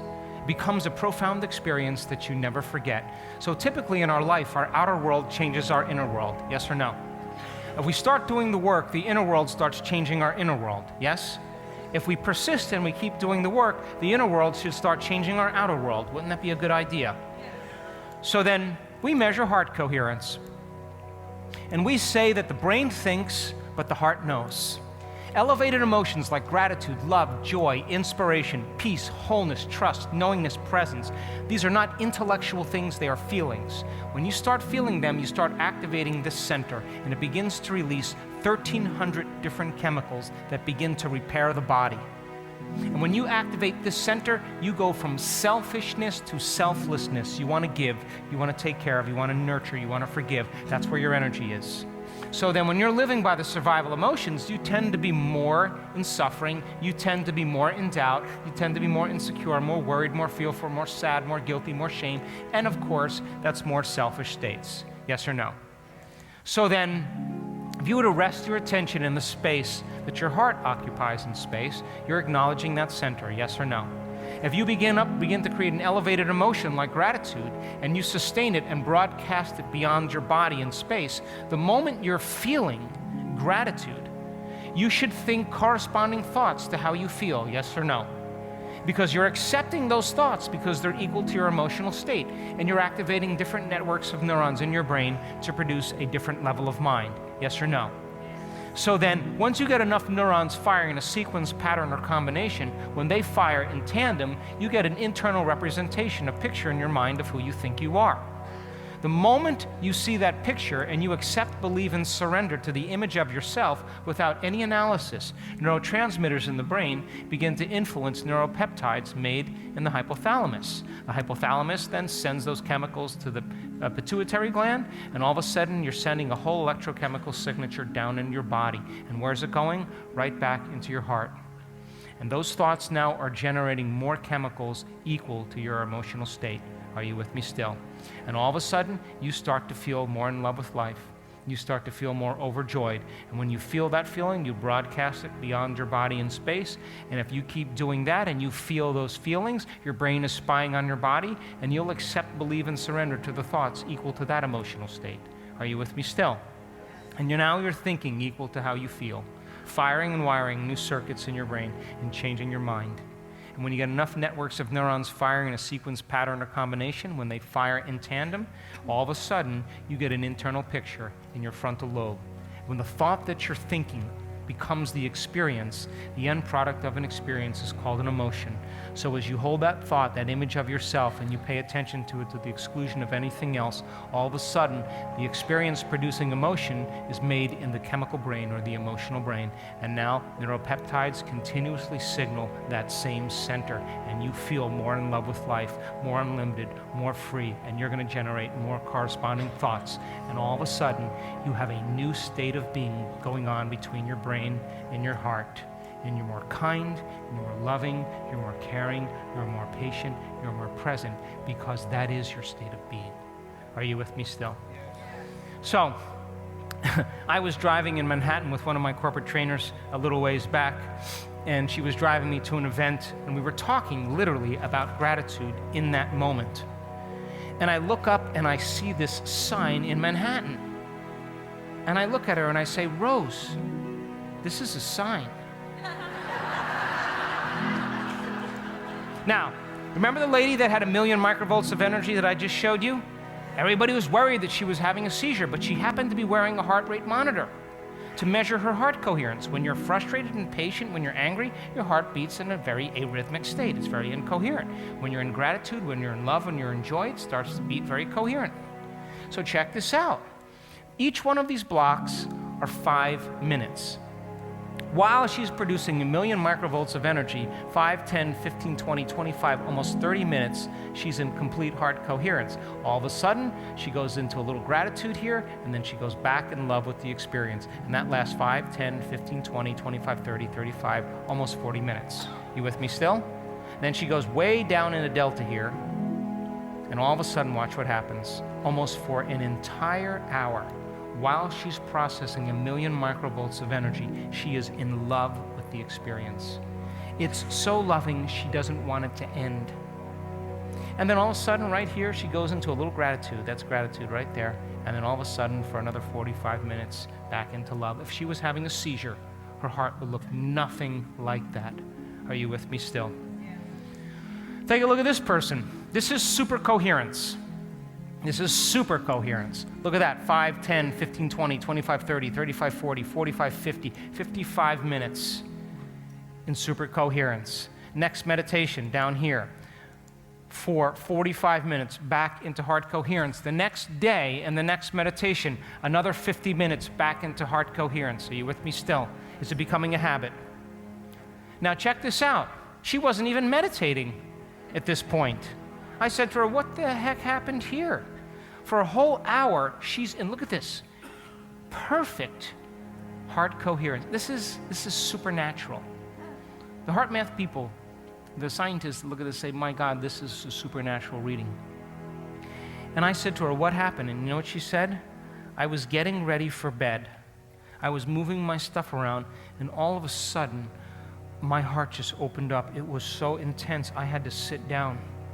And she said, I just had to surrender to it. This love that came over me, I had no idea that love was this profound. I had to lay on my back, and for a whole hour, she just was in the presence of love. And look at this.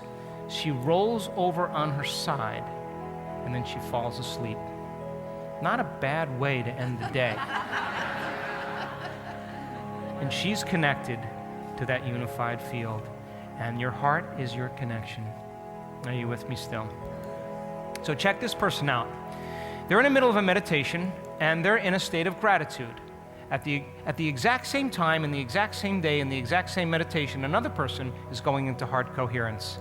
At the exact same time, in the exact same day, in the exact same meditation, another person is going into heart coherence. Another person, exact same time, exact same day, exact same meditation, going into heart coherence. Another person, exact same time, exact same day, exact same meditation, going into heart coherence. Another person, exact same time, exact same day, into coherence. Are you with me still? So check this out. This is a person with a really weak heart. See, there's very little heart rate variability. Look what she's able to do for 15 minutes. That's amazing. She's in her autonomic nervous system to do that. She's controlling her heart, not with her conscious mind. She is in the programming of the autonomic system. Are you with me still? Look at that. Even for 5 minutes, I'll take it. That's changing her biology right there. Look again. They did it again a second time. And so our students then are able to do this consistently. Now I want to show you one of our advanced workshops to give you an idea of what it looks like so you can see. Now watch how much these people suffer, because they're suffering terribly. Now, in our advanced workshops, these people create mind movies of their future. They develop a movie with a song, and they work with a kaleidoscope to create trance in their brain. And when they go into trance, they move from the kaleidoscope to their mind movie. And when you're in trance, you're less analytical, so you're not going to say, how's this going to happen? It didn't happen last time. That's not going to be there. And they're programming their subconscious mind into a future. They're manifesting objects out of nothing. We're doing all kinds of things in our advanced workshops, and these people are craving, they're passionate about the unknown.